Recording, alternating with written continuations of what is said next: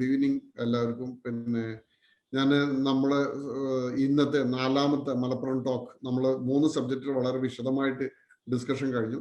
4ാമത്തെ Malappuram talk ഞാൻ തീർച്ചയായിട്ടും നമുക്ക് ഇന്ന് ഈ വിഷയവുമായിട്ട് ബന്ധപ്പെട്ടിട്ടുള്ള നല്ല ഒരു പാനൽ തന്നെ ഉണ്ട്. കാര്യമായിട്ട് ഡിസ്കഷൻ നടക്കണം.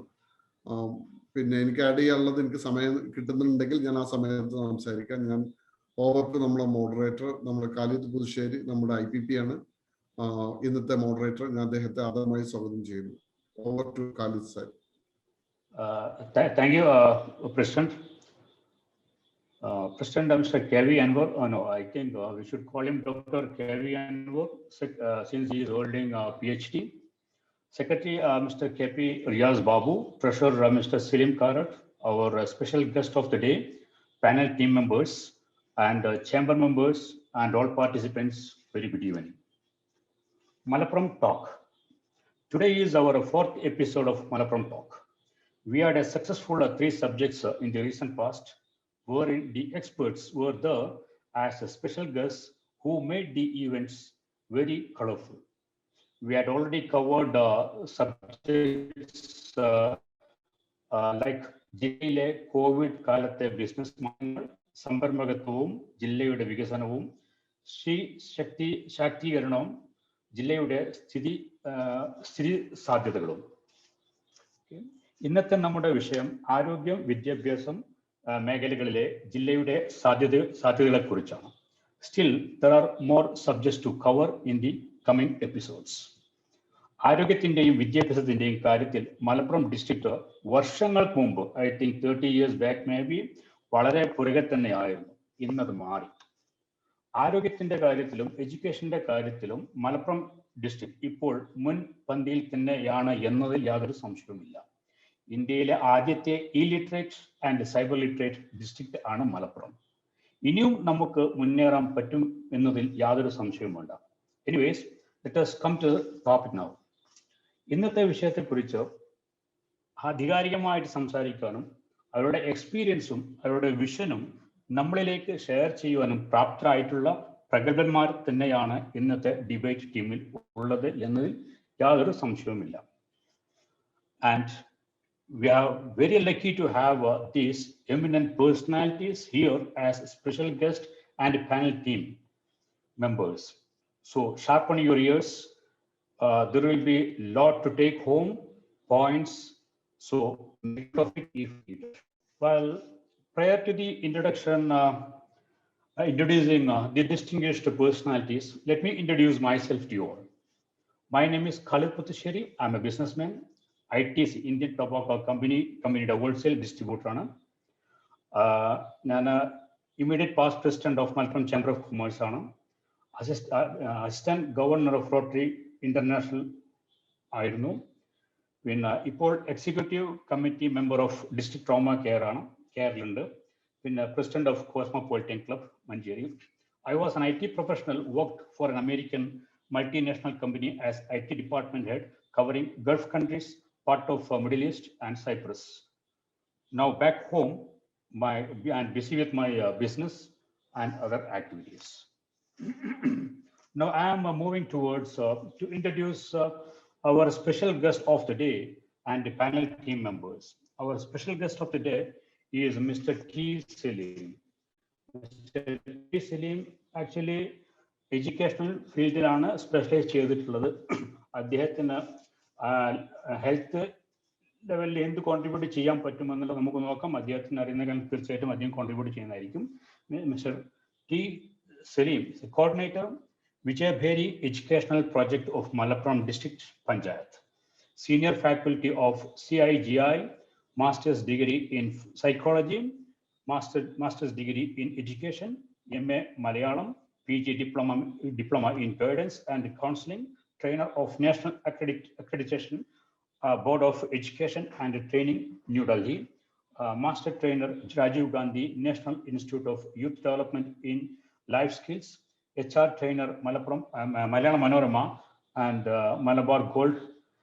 More than 20 years experience in training for teachers, parents, students and corporate sectors in India and abroad. we have an excellent personality station education. There will be definitely good points that he is going to share with us. Now moving to the panel team, Dr. Muhammad Ali Korambayil, പ്രശസ്തനായ പിതാവിൻ്റെ പ്രശസ്തനായ മകൻ, പൗരപ്രധാനിയും ജനപ്രതിനിധിയുമായിരുന്ന Korambayil Ahmed ആജിയുടെ ഏകമകൻ doctor Muhammad Ali Korambayil അടുപ്പമുള്ളവർക്കിടയിൽ Bapu doctor എന്നാണ് അറിയപ്പെടുന്നത്. Doctor Muhammad Ali മഞ്ചേരിയിലെ പ്രശസ്തമായ കൊരമ്പയിൽ ഹോസ്പിറ്റലിന്റെ managing ഡയറക്ടറാണ്. ഈ ഹോസ്പിറ്റൽ 1972 പ്രവർത്തനം ആരംഭിച്ചത്. കൊരമ്പയിൽ ഹോസ്പിറ്റലിന് NABH national accreditation board for hospitals and health care പ്രൊവൈഡേഴ്സിന്റെ അംഗീകാരം കിട്ടി എന്ന സവിശേഷതയുമുണ്ട്. കൊരമ്പയിലെ കർണാടകയിലെ ദാവൺഗരെ മെഡിക്കൽ കോളേജിൽ നിന്നാണ് MBBS നേടിയത്. അദ്ദേഹം പ്ലാന്ററായും അറിയപ്പെടുന്നു. ഹോസ്പിറ്റാലിറ്റി ബിസിനസ്സിലും തന്റെ സാന്നിധ്യം തെളിയിച്ചിട്ടുണ്ട്. ബാഡ്മിന്റൺ, ഗോൾഫ് എന്നീ കളികളിൽ തൽപരനാണ്. പെയിന്റിംഗ് അദ്ദേഹത്തിന്റെ പാഷനാണ്. നല്ലൊരു കലാകാരനും കൂടിയാണ് അദ്ദേഹം. പല എക്സിബിഷനുകളും നടത്തിയിട്ടുണ്ട്. കോസ്മോപൊളിറ്റൻ ക്ലബ് മഞ്ചേരിയും cosmopolitan club Calicut, gymkhana golf club ഊട്ടിയിലെ മെമ്പറാണ് അദ്ദേഹം.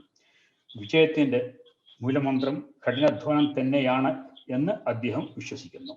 തുറന്ന സമീപനം കൊണ്ട് പല പ്രശ്നങ്ങളും പരിഹരിക്കാമെന്ന് നിരീക്ഷിക്കുന്നു. സത്യസന്ധത മറ്റുള്ളവരോട് മാത്രം പോരാ, തന്നോടും വേണമെന്നും ബാപ്പു ഡോക്ടർ വിശ്വസിക്കുന്നു. Bapu doctor Malappuram chamber of കൊമേഴ്സിന്റെ ചാർട്ടേഡ് പ്രസിഡന്റും കൂടിയാണ് എന്ന് ഞാൻ ഇവിടെ ഓർമ്മിപ്പിക്കുന്നു. Now moving to Mr. Before I move to Mr.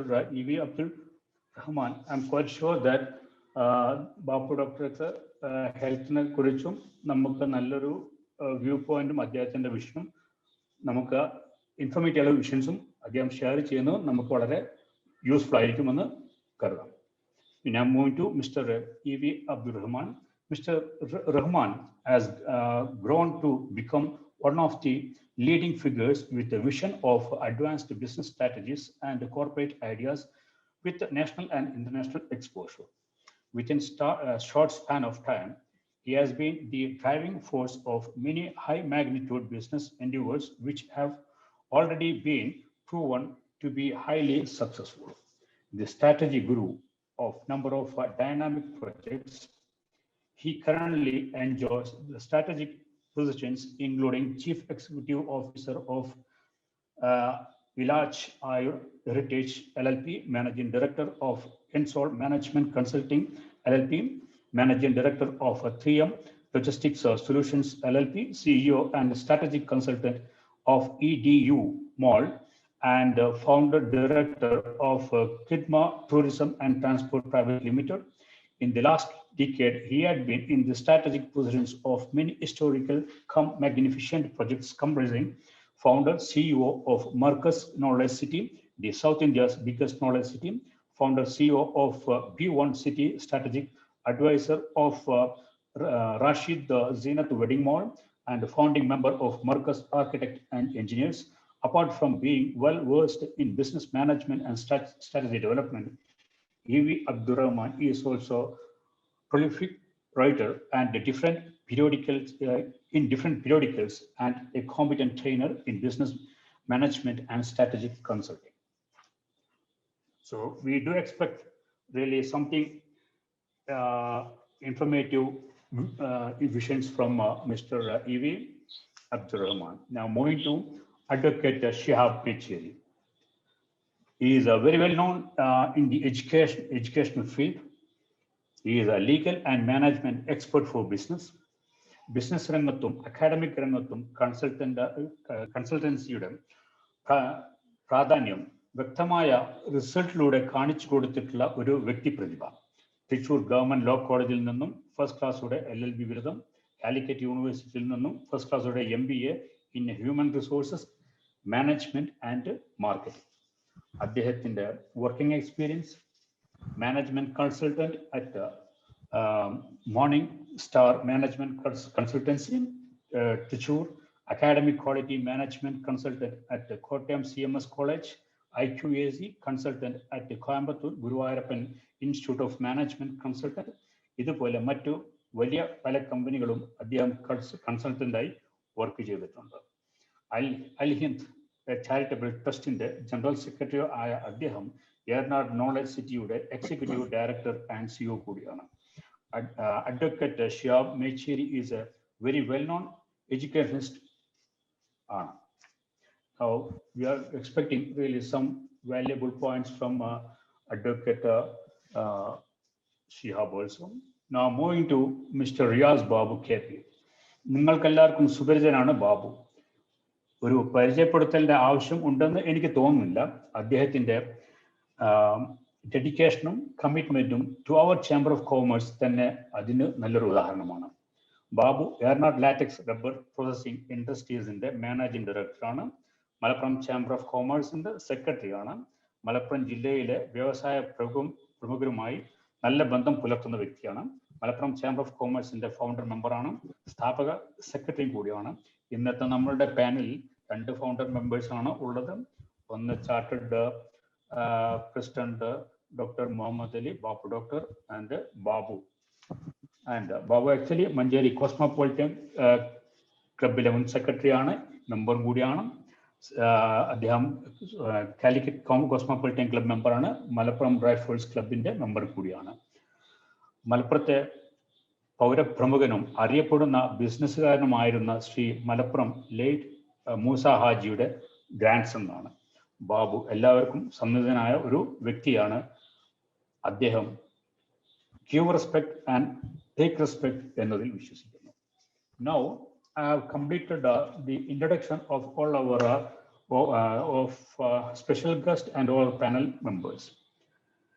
The introduction clearly shows that these eminent personalities can authoritatively speak about health and education in our districts.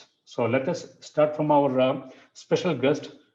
Prior to that, I would like to remind you all to manage the time allocated to you all for this webinar. And I'm going to give 10 to 15 minutes to the special guest. And I've already taken about 8 minutes for my introduction. Then panel members will have, about 5 minutes. So depends on the subject. I can extend the timing also, no problem. This is our first round. There will be another round also. And I would like to include our participants also in this debate. So please go ahead, Mr. William. So now this is your turn. Thank you. Good evening to all. എല്ലാവർക്കും എന്നെ കേൾക്കാമെന്ന് പ്രതീക്ഷിക്കുന്നു.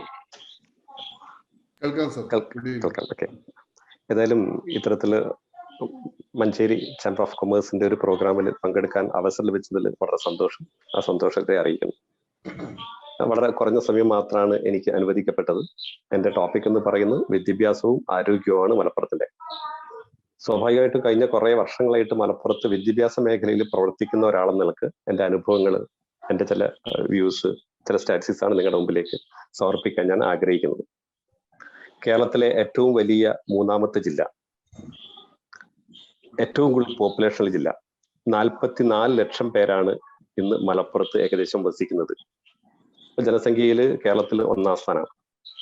ഇനി വിദ്യാർത്ഥികളുടെ എണ്ണത്തിലാണെങ്കിൽ +2 വരെ 10 ലക്ഷം കുട്ടികൾ നമ്മുടെ ജില്ലയിൽ പഠിക്കുന്നുണ്ട്. തൊട്ടടുത്തുള്ള ജില്ല എന്ന് പറയുന്നത് തിരുവനന്തപുരം ജില്ലയിൽ 33 ലക്ഷം പേരാണുള്ള സമയത്ത് 11 ലക്ഷം പേർ കൂടുതലാണ് നമ്മുടെ ജില്ലയിൽ. എറണാകുളത്ത് 32 ലക്ഷവും തൃശ്ശൂർ 31 ലക്ഷവും കോഴിക്കോട് 30 ലക്ഷവുമാണ് ഏറ്റവും കഴിഞ്ഞ സെൻസസിൽ രേഖപ്പെടുത്തിയിട്ടുള്ളത്. മാത്രമല്ല സംസ്ഥാനത്ത് ഏറ്റവും കൂടുതൽ യങ് പോപ്പുലേഷൻ ഉള്ള ജില്ലയാണ് മലപ്പുറം ജില്ല.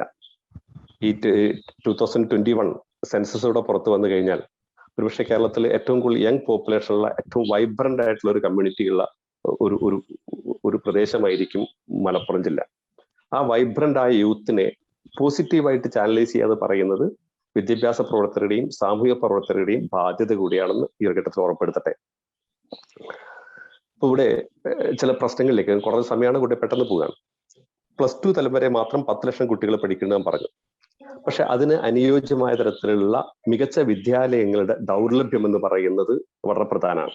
ഇവിടെ നേരത്തെ പറഞ്ഞു, വിദ്യാഭ്യാസ മേഖലയിൽ നമ്മൾ ഒത്തിരി മുമ്പോട്ട് പോയിട്ടുണ്ടെന്ന് നേരത്തെ ഇവിടെ ഇൻട്രഡക്ഷൻ ആയിട്ട് പറയുകയുണ്ടായി. പക്ഷെ അങ്ങനെ പറയുമ്പോൾ പോലും മറ്റ് ജില്ലകളായിട്ട് കമ്പയർ ചെയ്യുമ്പോൾ നമ്മുടെ പൊസിഷൻ എന്ന് പറയുന്നത് താഴെ തന്നെയാണ്. പലപ്പോഴും നമ്മൾ പറയുന്നത് എഞ്ചിനീയറിംഗ്, മെഡിക്കൽ, എൻട്രൻസ് രംഗത്തൊക്കെ നമ്മൾ ഒരുപാട് മുമ്പോട്ട് പോയി എന്ന് പറയുമ്പോൾ പോലും എഞ്ചിനീയറിംഗ്, മെഡിക്കൽ രംഗത്ത് പോലും ജനസംഖ്യാനുപാതികമായ പ്രാതിനിധ്യം പലപ്പോഴും മലപ്പുറത്തിന് ഇല്ല എന്നുള്ളതാണ് കണക്കുകൾ നോക്കുമ്പോൾ മനസ്സിലാവുന്നത്. സംസ്ഥാനത്ത് ഏറ്റവും കൂടുതൽ കുട്ടികൾ പരീക്ഷ എഴുതുന്ന, ഏറ്റവും കൂടുതൽ +2 കുട്ടികളുള്ള ഒരു ജില്ല എന്നുള്ളത് ഇപ്പോൾ കിട്ടിക്കൊണ്ടിരിക്കുന്ന നമ്പർ എന്ന് പറയുന്നത് ജനസംഖ്യാനുപാതികമല്ല. മാത്രമല്ല 10ാം ക്ലാസ്സിൽ ഏകദേശം നമുക്ക് 80,000 കുട്ടികൾ 10ാം ക്ലാസ്സിലെ പരീക്ഷ ചെയ്യുന്നുണ്ട്. അതിൽ ഏകദേശം 99% കുട്ടികൾ 10ാം ക്ലാസ് പാസ്സാവുന്നുണ്ട്. ഏകദേശം 78,000 കുട്ടികളാണ് 10ാം ക്ലാസ് കഴിഞ്ഞിട്ട് പുറത്തേക്ക് വരുന്നത്. 10ാം ക്ലാസ് കഴിഞ്ഞിട്ട് അവർക്ക് +2 തലത്തിൽ പഠിക്കാനുള്ള ഗവൺമെന്റ് എയ്ഡഡ് മേഖലയിലുള്ള സീറ്റുകൾ എണ്ണെന്ന് പറയുന്നത് ഏകദേശം 30,000 മാത്രമാണ്. 50,000 കുട്ടികൾ ഔട്ടാണ്. പക്ഷെ പലപ്പോഴും സർക്കാർ ഓരോ വർഷവും മാർജിനൽ ഇൻക്രീസ് എന്ന് പറഞ്ഞിട്ട് ഒരു 20-30% കൂട്ടുന്നത് കൊണ്ട് കുറച്ച് കുട്ടികൾ കൂടെ എൻ്റർ ചെയ്യാൻ പറ്റുന്നു. അങ്ങനെയാണെങ്കിൽ പോലും ഒരു 45,000, 50,000 കുട്ടികൾക്ക് മാത്രമാണ് +2 തലത്തിൽ എൻട്രി ലഭിക്കുന്നത്. ബാക്കി കുട്ടികൾ എഴുതുന്നത് പലപ്പോഴും ഓപ്പൺ +2 പ്രൈവറ്റ് ആയിട്ടാണ് എഴുതുന്നത്. മാത്രമല്ല കുറച്ച് അൺഎയ്ഡഡ് സ്കൂളുകളും CBSE സ്കൂളുകളും ഒക്കെ ഉള്ളത് കൊണ്ട് മാത്രമാണ് കുറെ കുട്ടികൾക്കെങ്കിലും പഠിക്കാനുള്ള അവസരം ലഭിക്കുന്നത്. അപ്പോൾ പോലും ഏകദേശം 25,000-ഓളം കുട്ടികൾക്ക് പൊതു സ്ട്രീമിൽ പഠിക്കാൻ പറ്റാത്ത പ്രയാസം മലപ്പുറം ജില്ല അനുഭവിക്കുന്നുണ്ട്. ഇനി +2 ഏകദേശം 57,000-ഓളം കുട്ടികളാണ് ഒരു വർഷം പാസ്സാവുന്നത്. അത് CBSEയും VHSEയും ICSE സിലബസിലെ കുട്ടികളോട് എടുക്കുകയാണെങ്കിൽ 60,000 കുട്ടികൾ ഒരു വർഷം +2 പാസ്സായിട്ട് ജില്ലയിൽ നിന്ന് പുറത്തേക്ക് വരുന്നുണ്ട്.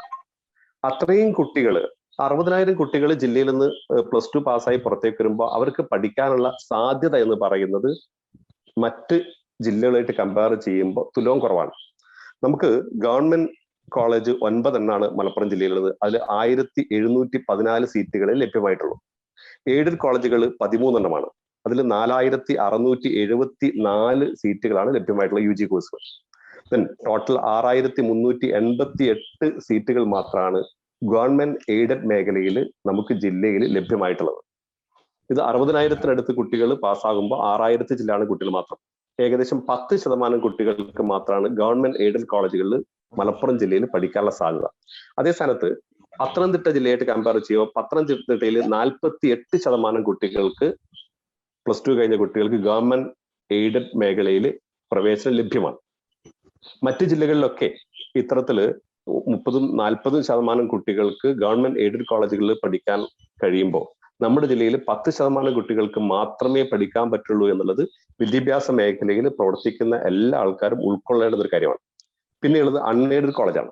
നമുക്ക് ആർട്സ് ആൻഡ് സയൻസ് മേഖലയിൽ 64 കോളേജുകൾ പ്രൈവറ്റ് സെക്ടറിൽ സെൽഫ് ഫിനാൻസിങ് കോളേജ് ആയിട്ടുണ്ട്. അവിടെ 12,500-ഓളം കുട്ടികൾക്ക് പ്രവേശനം ലഭിക്കുന്നുണ്ട്. അതുകൂടാതെ ITI നമുക്ക് 1,200-ഓളം കുട്ടികൾ ITIയിൽ 6ഓളം ITIകളാണ് നമുക്കുള്ളത്. പിന്നെ ആയുർവേദ കോളേജ് എന്ന് പറയുന്നത് നമുക്ക് കോട്ടക്കലാണുള്ളത്. പിന്നെ അറബിക് കോളേജുകളാണ് കുറേ ഉള്ളത്. 13ഓളം അറബിക് കോളേജുകളുണ്ട്. അവിടെ നമുക്ക് ഏകദേശം 1,000-ഓളം കുട്ടികൾക്ക് ഒരു വർഷം എൻട്രി ലഭിക്കുന്നു. എഞ്ചിനീയറിംഗ് കോളേജ് എന്ന് പറയുന്ന 6 എഞ്ചിനീയറിംഗ് കോളേജാണുള്ളത്. അവിടെ 1,740 കുട്ടികൾക്കാണ്. നഴ്സിംഗ് കോളേജ് 5 നഴ്സിംഗ് കോളേജുകൾ, 3 ഫാർമസി കോളേജുകൾ, പാരാമെഡിക്കൽ കോളേജുകൾ എന്ന് പറയാൻ പറ്റുന്നത് 3 കോളേജാണുള്ളത്. പിന്നെ BEd കോളേജുകൾ, അത് ഡിഗ്രി കഴിഞ്ഞതിന് ശേഷമുള്ളതാണ്. ഡെന്റൽ കോളേജുകൾ 3 എണ്ണം. Then government medical college 1, self financing medical college 1 then ഇവിടെ പ്രശ്നം എന്ന് പറയുന്നത് +2 കഴിഞ്ഞിട്ടാണല്ലോ കുട്ടികൾ പലപ്പോഴും ഒരു ജോബ് ഓറിയന്റഡ് ആയിട്ടുള്ള, അതല്ലെങ്കിൽ കുറച്ചുകൂടെ ഒരു മെച്ചപ്പെട്ട രീതിയിലേക്ക് മാറുന്നത്. അവിടെയുള്ള അവസരങ്ങൾ എന്ന് പറയുന്നത് ഏകദേശം 60,000 കുട്ടികൾ +2 പാസ്സാകുമ്പോൾ ഈ എല്ലാ കോളേജുകളുടെയും എണ്ണം വെച്ചാൽ പോലും ഏകദേശം 25,000-30,000 താഴെ കുട്ടികൾക്ക് മാത്രമാണ് ഈ എല്ലാ സ്ഥലത്തും കൂടെ എൻട്രി ലഭിക്കുന്നത്.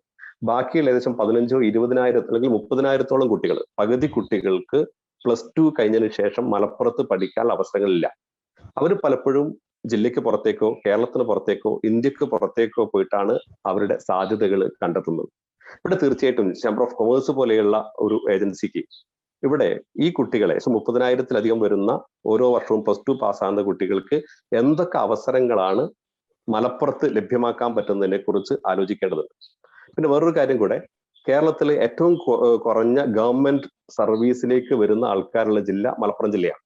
ഇനി സെൻട്രൽ ഗവൺമെന്റിലേക്ക് വരികയാണെങ്കിൽ UPSC പോലെയുള്ള സ്റ്റാഫ് സെലക്ഷൻ പോലെയുള്ള റെയിൽവേ പോലെയുള്ള മേഖലയിലേക്ക് കേരളത്തിൽ ഏറ്റവും കുറഞ്ഞ കുട്ടികൾ പരീക്ഷ എഴുതുകയും പാസ്സാവുകയും ചെയ്യുന്ന ജില്ല മലപ്പുറം ജില്ലയാണ്. കേരളത്തിൽ ഏറ്റവും കൂടുതൽ ജനസംഖ്യയുള്ള ജില്ലയിൽ നിന്നാണ് ഏറ്റവും കുറഞ്ഞ അപ്ലിക്കൻസ് പോലും ഉള്ളത് എന്നുള്ളത് ദൗർഭാഗ്യകരമാണ്. ഇവിടെ മാത്രമല്ല, ഇപ്പം ബാങ്കിങ്ങിലൊക്കെ ആണെങ്കിൽ ഏറ്റവും കൂടുതൽ കുട്ടികൾ സർവീസിലേക്ക് വരുന്ന ജില്ല എന്ന് പറയുമ്പോൾ കൊല്ലം ജില്ലയാണ്. കൊല്ലം ജില്ലയിൽ നിന്ന് ഏറ്റവും കൂടുതൽ കുട്ടികൾ വരാനുള്ള കാരണം എന്ന് പറയുന്നത് അവിടെ ഒരുപാട് കോച്ചിങ് സെന്ററുകൾ, ബാങ്കിങ് സർവീസിലേക്ക് മാത്രമുള്ള സ്പെഷ്യലൈസ്ഡ് കോച്ചിങ് സെന്ററുകൾ ഇഷ്ടംമാതിരിയുണ്ട്. അവിടെ ഡിഗ്രിക്കൊക്കെ പഠിക്കുന്ന കുട്ടികൾ അല്ലെങ്കിൽ +2 പഠിക്കുന്ന കുട്ടികൾ പോലും ഇത്തരം കോച്ചിങ് സെന്ററിലേക്ക് പോകുന്നു. അവർ ഡിഗ്രി ഒക്കെ കഴിയുമ്പോഴേക്ക് 3 കൊല്ലം കൊണ്ട് ഒത്തിരി മോഡൽ പരീക്ഷകൾ എഴുതുകയും യഥാർത്ഥ പരീക്ഷ ചെയ്യുന്നതിന് മുമ്പ് ഇത്തരം അവസരങ്ങൾ അവർക്ക് ലഭിക്കും. ഇത്തരം അവസരങ്ങൾ കോച്ചിങ് സെന്ററുകൾ, PSC കോച്ചിങ് സെന്ററുകൾ, ചെറിയ ചില കോച്ചിങ് സെന്ററുകൾ അവിടെ ഇവിടെയൊക്കെ ഉണ്ട് എന്നല്ലാതെ അത്തരത്തിൽ റെപ്യൂട്ടഡായുള്ള കോച്ചിങ് നമുക്കില്ല. ഇനി UPSC പോലെയുള്ള സ്റ്റാഫ് സെലക്ഷൻ കമ്മീഷൻ പോലെയുള്ള പരീക്ഷകൾക്കുള്ള കോച്ചിങ് സെന്റർ എന്ന് പറയുന്നത് മലപ്പുറത്ത് ഇല്ല എന്ന് തന്നെ പറയാം. റിസൾട്ട് ഉണ്ടാക്കുന്ന സെന്ററുകൾ അപൂർവമാണ്. അതുകൊണ്ട് തന്നെ ഈ മേഖലയിലേക്ക് നമ്മുടെ ജില്ലയിൽ നിന്നുള്ള കുട്ടികളുടെ എൻട്രി എന്ന് പറയുന്നത് വളരെ കുറവാണ്. അപ്പൊ സ്വാഭാവികമായിട്ടും ഇത്തരത്തില്ല. കാരണം മെഡിക്കൽ എഞ്ചിനീയറിംഗ് മേഖലയിൽ മലപ്പുറത്ത് കുറെ കുട്ടികൾ ഇപ്പോൾ എൻട്രി കിട്ടുന്നുണ്ട്. അല്ല, പ്രധാനപ്പെട്ട കാരണം എന്ന് പറയുന്നത് ഒന്ന്, നല്ല കോച്ചിങ് സെന്ററുകൾ നമ്മുടെ ജില്ലയിലുണ്ട് എന്നുള്ളത് തന്നെയാണ്. മഞ്ചേരി സയൻസ് ഇൻസ്റ്റിറ്റ്യൂട്ട് ആണെങ്കിലും കോട്ടക്കൽ യൂണിവേഴ്സിലാണെങ്കിലും ഇനി അത്തരത്തിലുള്ള കുറെ ഇൻസ്റ്റിറ്റ്യൂട്ടുകൾ, കൊണ്ടോട്ടിയിലെ കോർ എന്ന് പറയുന്നത്, അതിൽ കുറെ ഇൻസ്റ്റിറ്റ്യൂട്ടുകൾ നമ്മുടെ ജില്ലയുടെ പല ഭാഗത്തും ചെറുതും വലുതുമായിട്ട് പ്രവർത്തിക്കുന്നുണ്ട്. അവിടെ നിന്നൊക്കെ മികച്ച റിസൾട്ടുകൾ ഉണ്ടാവുന്നുണ്ട്. അതുകൊണ്ടാണ് മലപ്പുറം ജില്ലയിൽ നിന്ന് എഞ്ചിനീയറിംഗ് മെഡിക്കൽ മേഖലയിൽ കുട്ടികൾ വരുന്നത്. പക്ഷേ കുറെ കുട്ടികൾ അത് കൂടാതെ പാലയിലേക്കും തൃശ്ശൂരേക്കും പോവുകയും ചെയ്യുന്നു. പക്ഷെ അതേപോലെ റെപ്യൂട്ടഡ് ആയിട്ടുള്ള റിസൾട്ട് ഉണ്ടാക്കുന്ന കോച്ചിങ് സെന്ററുകൾ UPSCക്കോ സ്റ്റാഫ് സെലക്ഷൻ കമ്മീഷനോ ഇല്ല. അതോടൊപ്പം തന്നെ കുട്ടികൾക്ക് പ്രൈവറ്റ് ആയിട്ട് പഠിച്ച മികച്ച ജോലിയിലേക്ക് എത്താൻ സാധ്യതയുള്ള കോഴ്സുകളാണ് CMA പോലെയുള്ള, CMA ചാർട്ടേഡ് അക്കൗണ്ടന്റ്, അതുപോലെ തന്നെ കമ്പനി സെക്രട്ടറി പോലെയുള്ള കോഴ്സുകൾ.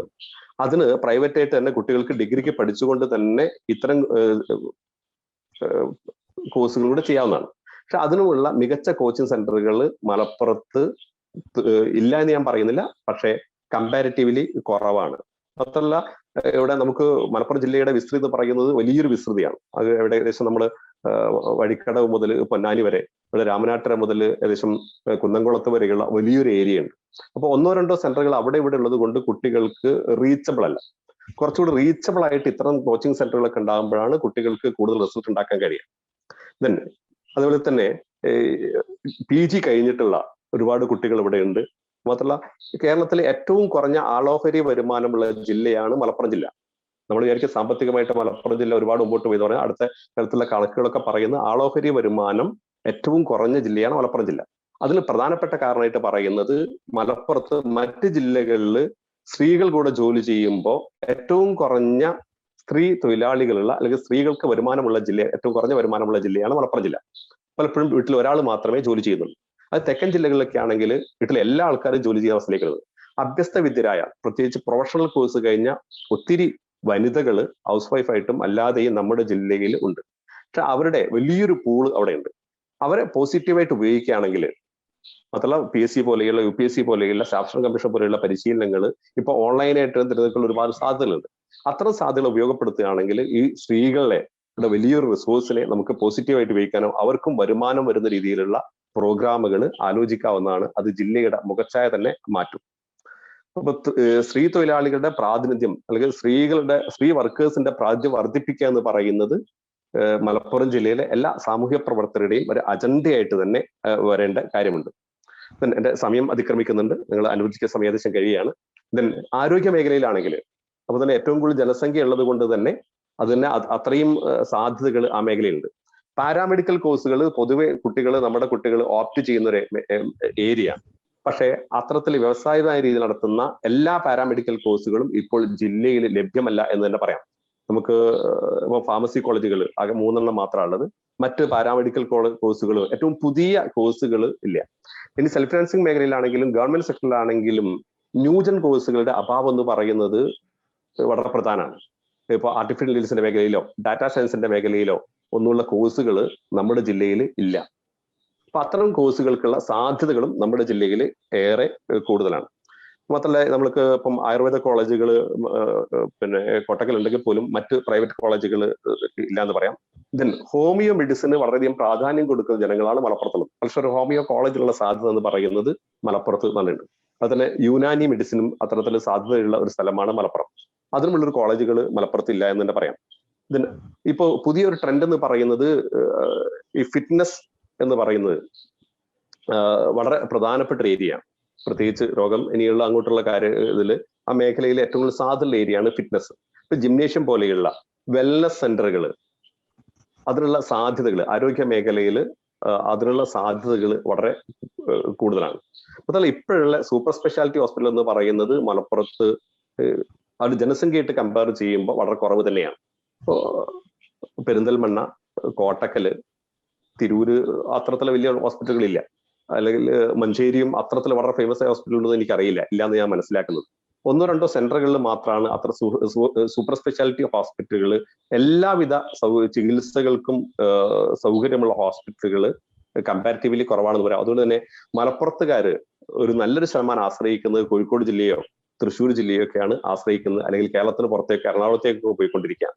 ഇത്തരത്തിലുള്ള ഒരു വലിയ ജനസംഖ്യയുള്ള ഒരു ജില്ലയിലെ അവിടെ എല്ലാ ആവശ്യങ്ങളും നിർവഹിക്കാവുന്ന രീതിയിലുള്ള വിദ്യാഭ്യാസ ആരോഗ്യ മേഖലയിലുള്ള ന്യൂനതകൾ ശരിക്കും ഒരു സർവേ നടത്തി കണ്ടെത്തേണ്ടതാണ്. ഇത്തരത്തിലുള്ള ഒരു ചെറിയ വെബിനാറിൽ അവതരിപ്പിക്കാൻ പറ്റുന്നതല്ല. എൻ്റെ അടുത്ത് കയ്യിലുള്ള സ്റ്റാറ്റിസ്റ്റിക്സിനെ അവതരിപ്പിക്കേണ്ടത് തന്നെ കുറെ സമയങ്ങൾ ആവശ്യമാണ്. അപ്പൊ ഏതായാലും ഞാൻ പറഞ്ഞു വരുന്നത്, വിദ്യാഭ്യാസ മേഖലയിലെ +2 കഴിഞ്ഞിട്ട് 60,000 കുട്ടികൾ പാസ്സാകുമ്പോൾ ഏകദേശം പകുതികൾ 25,000-നും 30,000-ത്തിൽ താഴെ കുട്ടികൾക്ക് മാത്രമാണ് ഒരു കോളേജ് ലെവലിലേക്കുള്ള എല്ലാ ITIയും പോളിയും എല്ലാം ടോട്ടലാണ് ഞാൻ പറയുന്നത് എൻട്രി ലഭിക്കുന്നത്. 30,000 കുട്ടികൾ ഔട്ടാവും. ദെൻ ആരോഗ്യ മേഖലയിലാണെങ്കിലും ഇത്തരത്തിൽ 44 ലക്ഷം. ഏറ്റവും കൂടുതൽ ജീവിതശൈലി രോഗങ്ങൾ കണ്ടുവരുന്ന മലപ്പുറം ജില്ലാ പഞ്ചായത്തിലെ കിഡ്നി വെൽഫെയർ ഫൗണ്ടേഷൻ എന്ന് പറയുന്ന ഒരു ഫൗണ്ടേഷൻ ഉണ്ടായിരുന്നു. അതിന് കീഴിൽ 5-8 വർഷം മുമ്പ് നടത്തിയ ഒരു പഠന റിപ്പോർട്ട് ഞാൻ കാണുകയുണ്ടായി. കേരളത്തിലെ ഏറ്റവും കൂടുതൽ കിഡ്നി പേഷ്യന്റുള്ള ജില്ലയാണ് അത്രേ മലപ്പുറം ജില്ല. ഏറ്റവും കൂടുതൽ പ്രമേഹ രോഗികളുടെ ജില്ലയാണ് അത്രേ മലപ്പുറം ജില്ല. ദെൻ അത്തരത്തിൽ ജീവിതശൈലി രോഗികൾ ഏറ്റവും കൂടുതൽ ജില്ലയാണ് മലപ്പുറം ജില്ല.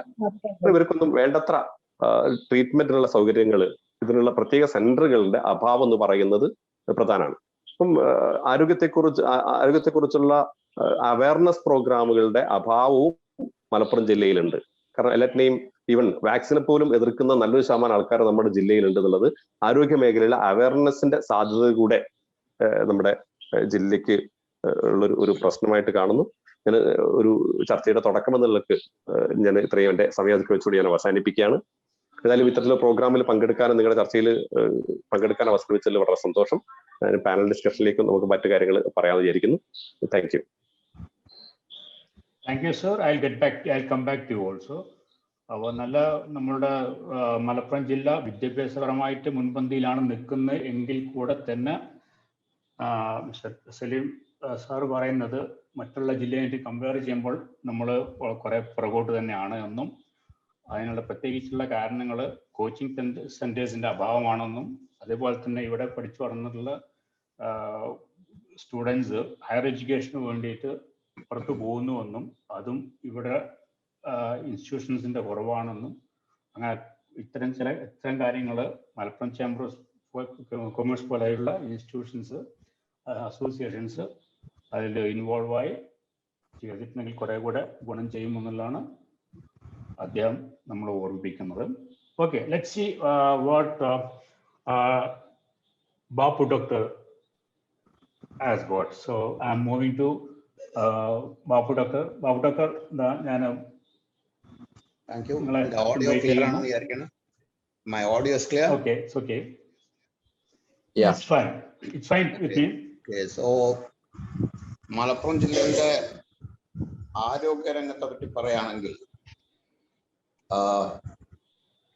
ഈ നമ്മുടെ ജില്ലയിൽ ഒരുപാട് ടൗണുകളിലൊക്കെ ഇപ്പോൾ ഫോർ എക്സാമ്പിൾ നമ്മൾ എടുക്കുക, അപ്പം മഞ്ചേരി, മലപ്പുറം, പെരിന്തൽമണ്ണ, തിരൂര്, കോട്ടക്കൽ ഇങ്ങനത്തെ സ്ഥലങ്ങളൊക്കെ നമ്മൾ ഒരു ഹെൽത്ത് വ്യൂ പോയിന്റ് നിന്ന് എടുക്കുകയാണെങ്കിൽ ഇവിടൊക്കെ ഗവൺമെന്റ് സെക്ടറിൽ തന്നെ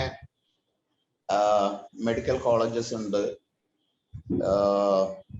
ഈ താലൂക്ക് ഹോസ്പിറ്റൽസ്, ഇങ്ങനത്തെ ഹോസ്പിറ്റലുകളൊക്കെ കമ്പയർഡ് ടു ഒരു 10-20 കൊല്ലം മുമ്പേ ഇപ്പോഴും നമ്മൾ കമ്പയർ ചെയ്താൽ ഒരുപാട് ഡെവലപ്മെന്റ്സും ഈ ഇൻഫ്രാസ്ട്രക്ചർ എക്യുപ്മെന്റ് വൈസ് ഒക്കെ ഒരുപാട് ഡെവലപ്മെന്റ്സ് നടന്നിട്ടുണ്ട്. സ്റ്റാഫ് പാറ്റേണും അതിനനുസരിച്ചിട്ടുള്ള ഒരു സ്റ്റാഫ് പാറ്റേൺ ഒക്കെ മെയിൻറ്റെയിൻ ചെയ്തിട്ട് ഈ ലെവലിലുള്ള ഗവൺമെന്റ് സെക്ടർ ഒക്കെ ഒരു വലിയ കുഴപ്പം ഇല്ലാത്ത രീതിയിൽ പ്രവർത്തിക്കുന്നതെന്നാണ് ഞാൻ മനസ്സിലാക്കുന്നത്. അതിനു പുറമെ ഈ പറഞ്ഞ ഇങ്ങനത്തെ ലൊക്കേഷനുകളൊക്കെ ടൗൺസ് ഇൻ മലപ്പുറം ഡിസ്ട്രിക്ട് ഇവിടൊക്കെ പ്രൈവറ്റ് സെക്ടറിലും ഹോസ്പിറ്റൽസ് ഉണ്ട്. റൈറ്റ് ഫ്രം എന്താണ് മൾട്ടി സ്പെഷ്യാലിറ്റി പ്രൈവറ്റ് ഹോസ്പിറ്റൽസ് തൊട്ട് നഴ്സിംഗ് ഹോംസ് അങ്ങനത്തെ ലെവലിലൊക്കെ ഉള്ള ഒരു പ്രൈവറ്റ് സെക്ടറിലുള്ള ഹെൽത്ത് കെയർ ഫെസിലിറ്റീസ് ഈ പറഞ്ഞ സ്ഥലങ്ങളിലൊക്കെ. What I like two point out or stresses, നമ്മൾ കുറച്ച് ഉൾനാട്ടുകളിൽ പോയാൽ, അതായത് ഇപ്പോൾ നമ്മൾ ഈ വേറെ പ്രൈമറി ഹെൽത്ത് സെന്റേഴ്സ് ഒക്കെ ഉള്ള ആ ഏരിയാസിലാണ് ഈ ഹെൽത്ത് മേഖലയിൽ നമുക്ക് ഇനി ഒരുപാട് മുന്നോട്ട് പോകാനുള്ളത്. ഒരു ഉദാഹരണത്തിന് നമ്മളിപ്പോൾ ഒരു പ്രൈമറി ഹെൽത്ത് സെന്ററോ അല്ലെങ്കിൽ ഗവൺമെന്റ് റൂറൽ ഡിസ്പെൻസറി ആ ലെവലിലൊക്കെ ഉള്ള ജില്ലന്റെ ഇന്റീരിയറിലൊക്കെ പോയാൽ ഈ പറഞ്ഞ എന്താണ് പ്രൈമറി ഹെൽത്ത് സെന്ററിലൊക്കെ ഉള്ള ഒരു മെഡിക്കൽ ഫെസിലിറ്റി, അവിടുത്തെ സ്റ്റാഫ് ഡോക്ടേഴ്സിന്റെ അവൈലബിലിറ്റി എന്നൊക്കെ പറഞ്ഞാൽ അതൊരു പരിമിതമേ ഉള്ളൂ. അത് ശരിക്കും വേണ്ടത്ര അവിടെ ആ ഏരിയാസിൽ ഗവൺമെന്റ് കോൺസെൻട്രേറ്റ് ചെയ്യണില്ല എന്ന് എനിക്ക് തോന്നിയിട്ടുണ്ട്. ഇപ്പൊ പല പ്രൈമറി ഹെൽത്ത് സെന്ററുകളിലും ഒരു 5-10 ബെഡ് ഒക്കെ അവൈലബിൾ ആണ്. പക്ഷെ അത് മാൻ ചെയ്യാനുള്ള സ്റ്റാഫ് പാറ്റേണോ അല്ലെങ്കിൽ ഡോക്ടേഴ്സോ ഈ ഏരിയാസിലൊന്നും ഇല്ല. ഒരു പ്രൈമറി ഹെൽത്ത് സെന്ററിൽ ഇപ്പോൾ ഒരു പേഷ്യന്റിന് അത്യാവശ്യമായിട്ട് ഇപ്പോൾ അവിടെ നിന്ന് ഇപ്പോൾ ഇവിടെ കിടത്തി ചികിത്സിക്കേണ്ട ഒരു ആവശ്യം വരികയാണെങ്കിൽ ആ പ്രൈമറി ഹെൽത്ത് സെന്ററിലുള്ള ഒരു ഡ്യൂട്ടിയിലുള്ള ഡോക്ടർ ഒരു സമയം കഴിഞ്ഞിട്ടാണ് അയാളെ വീട്ടിൽ നിന്ന് വിളിച്ച് കൊണ്ടുവന്ന് ഈ പേഷ്യന്റ് നോക്കണം. അല്ലാതെ round the clock doctor available അല്ല ഇങ്ങനത്തെ ഈ റൂറൽ സെറ്റപ്പിൽ. ഇപ്പോൾ 24 hours ഒരു മെഡിക്കൽ ഫെസിലിറ്റി ആയിട്ട് പ്രവർത്തിക്കാനുള്ള സ്റ്റാഫ് ഡോക്ടേഴ്സ് പാറ്റേണും അതിനുള്ള ഒരു ഇൻഫ്രാസ്ട്രക്ചറും ഇങ്ങനത്തെ റൂറൽ ഏരിയാസിലാണ് നമ്മൾ ശ്രദ്ധിക്കേണ്ടത്. അത്യാവശ്യം ഒരു എമർജൻസി ഒരു കേസ് വന്നു, ലെറ്റ്സ് ഒരു ഹാർട്ട് അറ്റാക്കോ അല്ലെങ്കിൽ ഒരു accident വിക്ടം, fractures, multiple fractures, head injury, ഇങ്ങനത്തെ ഏരിയാസിൽ വന്ന് പെട്ടാൽ അവർക്ക് അവിടെ നിന്നൊന്നും ചെയ്യാനുള്ള ഒരു ഫെസിലിറ്റിയോ ഒരു ഇൻഫ്രാസ്ട്രക്ചറോ ഇപ്പോഴത്തെ നമ്മുടെ സിറ്റുവേഷനിൽ ഇങ്ങനത്തെ റൂറൽ ഏരിയാസിലൊന്നുമില്ല. അതൊരു ഒരു ഒരു ഒരു ലാക്കിനെയാണ് നമ്മളുടെ ഹെൽത്ത് സെക്ടറിൽ. അതിന് വേണ്ടത് എന്താന്ന് വെച്ചാൽ ഇപ്പൊ അത് ട്രീറ്റ് ചെയ്യാനുള്ള ഫസ്റ്റ് ഓഫ് ഓൾ ഒരു ഡോക്ടർ ഒരു പാറ്റേൺ വേണം, പ്ലസ് ആ ഒരു ബേസിക് ഇൻഫ്രാസ്ട്രക്ചർ വേണം. ദേ ഷുഡ് ബി എന്താ പറയാ ഒരു ഡീഫിബ്രിലേറ്റർ വേണം, വേറെയുള്ള ഇപ്പോ എന്താണ് മോണിറ്റേഴ്സ്, ഒരു വെന്റിലേറ്റർ, ഇങ്ങനത്തെ സൗകര്യങ്ങളൊക്കെ ഉണ്ടെങ്കിൽ ആ പേഷ്യന്റിനെ ഒന്നാമത് ഇപ്പൊ ഇങ്ങനത്തെ ഈ എന്താണ് ഈ ക്രിട്ടിക്കലി ഇൽ പേഷ്യൻസിന് ഒരു ഗോൾഡൻ ഒരു വിൻഡോ എന്ന് പറയില്ല, ആ ടൈമിൽ നമ്മൾ ഇന്റർഫിയർ ചെയ്തിട്ടില്ലെങ്കിൽ പ്രോബ്ലി എന്താണ് അതുകൊണ്ട് ഒരു കാര്യം ഉണ്ടാവില്ല. അപ്പൊ അതുകൊണ്ട് ആ ഒരു ഫെസിലിറ്റി നമ്മളെ ജില്ലയിൽ വർദ്ധിപ്പിക്കണം എന്നാണ് മോർ ദാൻ നമ്മളിപ്പോ ടൗൺസ് ഓർ സിറ്റീസിൽ കോൺസെൻട്രേറ്റ് ചെയ്യണം കൂടുതൽ. വേറെ ഒന്നുള്ള ഇത് ഇങ്ങനത്തെ സ്ഥലങ്ങളിലൊന്നും ഒരു പേഷ്യന്റിനെ ട്രാൻസ്പോർട്ട് ചെയ്യാൻ അല്ലെങ്കിൽ റെഫർ ചെയ്യാൻ തരുന്നു ആംബുലൻസ്. അപ്പൊ ഇൻവേരിയബിളി പേഷ്യൻസും ഒക്കെ ഈ പ്രൈവറ്റ് സെക്ടറിൽ അവിടെ ടൗണിലൊക്കെ വല്ല ആംബുലൻസ് ഉണ്ടെങ്കിൽ അത് വിളിച്ചു വരുത്തി ഇതാക്കുക, അല്ലെങ്കിൽ പേഷ്യൻസിന്റെ ബൈ സ്റ്റാൻഡേഴ്സ് വല്ല ടാക്സി ഒക്കെ വിളിച്ച് അതിൽ പേഷ്യന്റ് ട്രാൻസ്പോർട്ട് ചെയ്യുക. ഇങ്ങനത്തെ ഒക്കെ ഒരു രീതിയിൽ ഇപ്പോൾ എസ്പെഷ്യലി ഇപ്പോൾ ഒരു ഹെഡ് ഇഞ്ചുറി ഒക്കെ ആണെങ്കിൽ ആ പേഷ്യന്റിനെ മൂവ് ചെയ്യണതാണ് മോസ്റ്റ് ഇമ്പോർട്ടൻറ്റ്. അതിന് ഈ എന്താണ് അതിൻ്റെതായിട്ടുള്ള സ്പെഷ്യൽ സ്ട്രക്ചറും ഈ ഹെഡ് ലോക്കിംഗ് മെക്കാനിസം ഒക്കെ ഉള്ള സ്ട്രക്ചറൊക്കെ വെച്ചിട്ട് ഒരു ആംബുലൻസിൽ ഷിഫ്റ്റ് ചെയ്യേണ്ടതാണ് as soon as possible. ആ ഒരു ഫെസിലിറ്റി നമുക്കില്ല.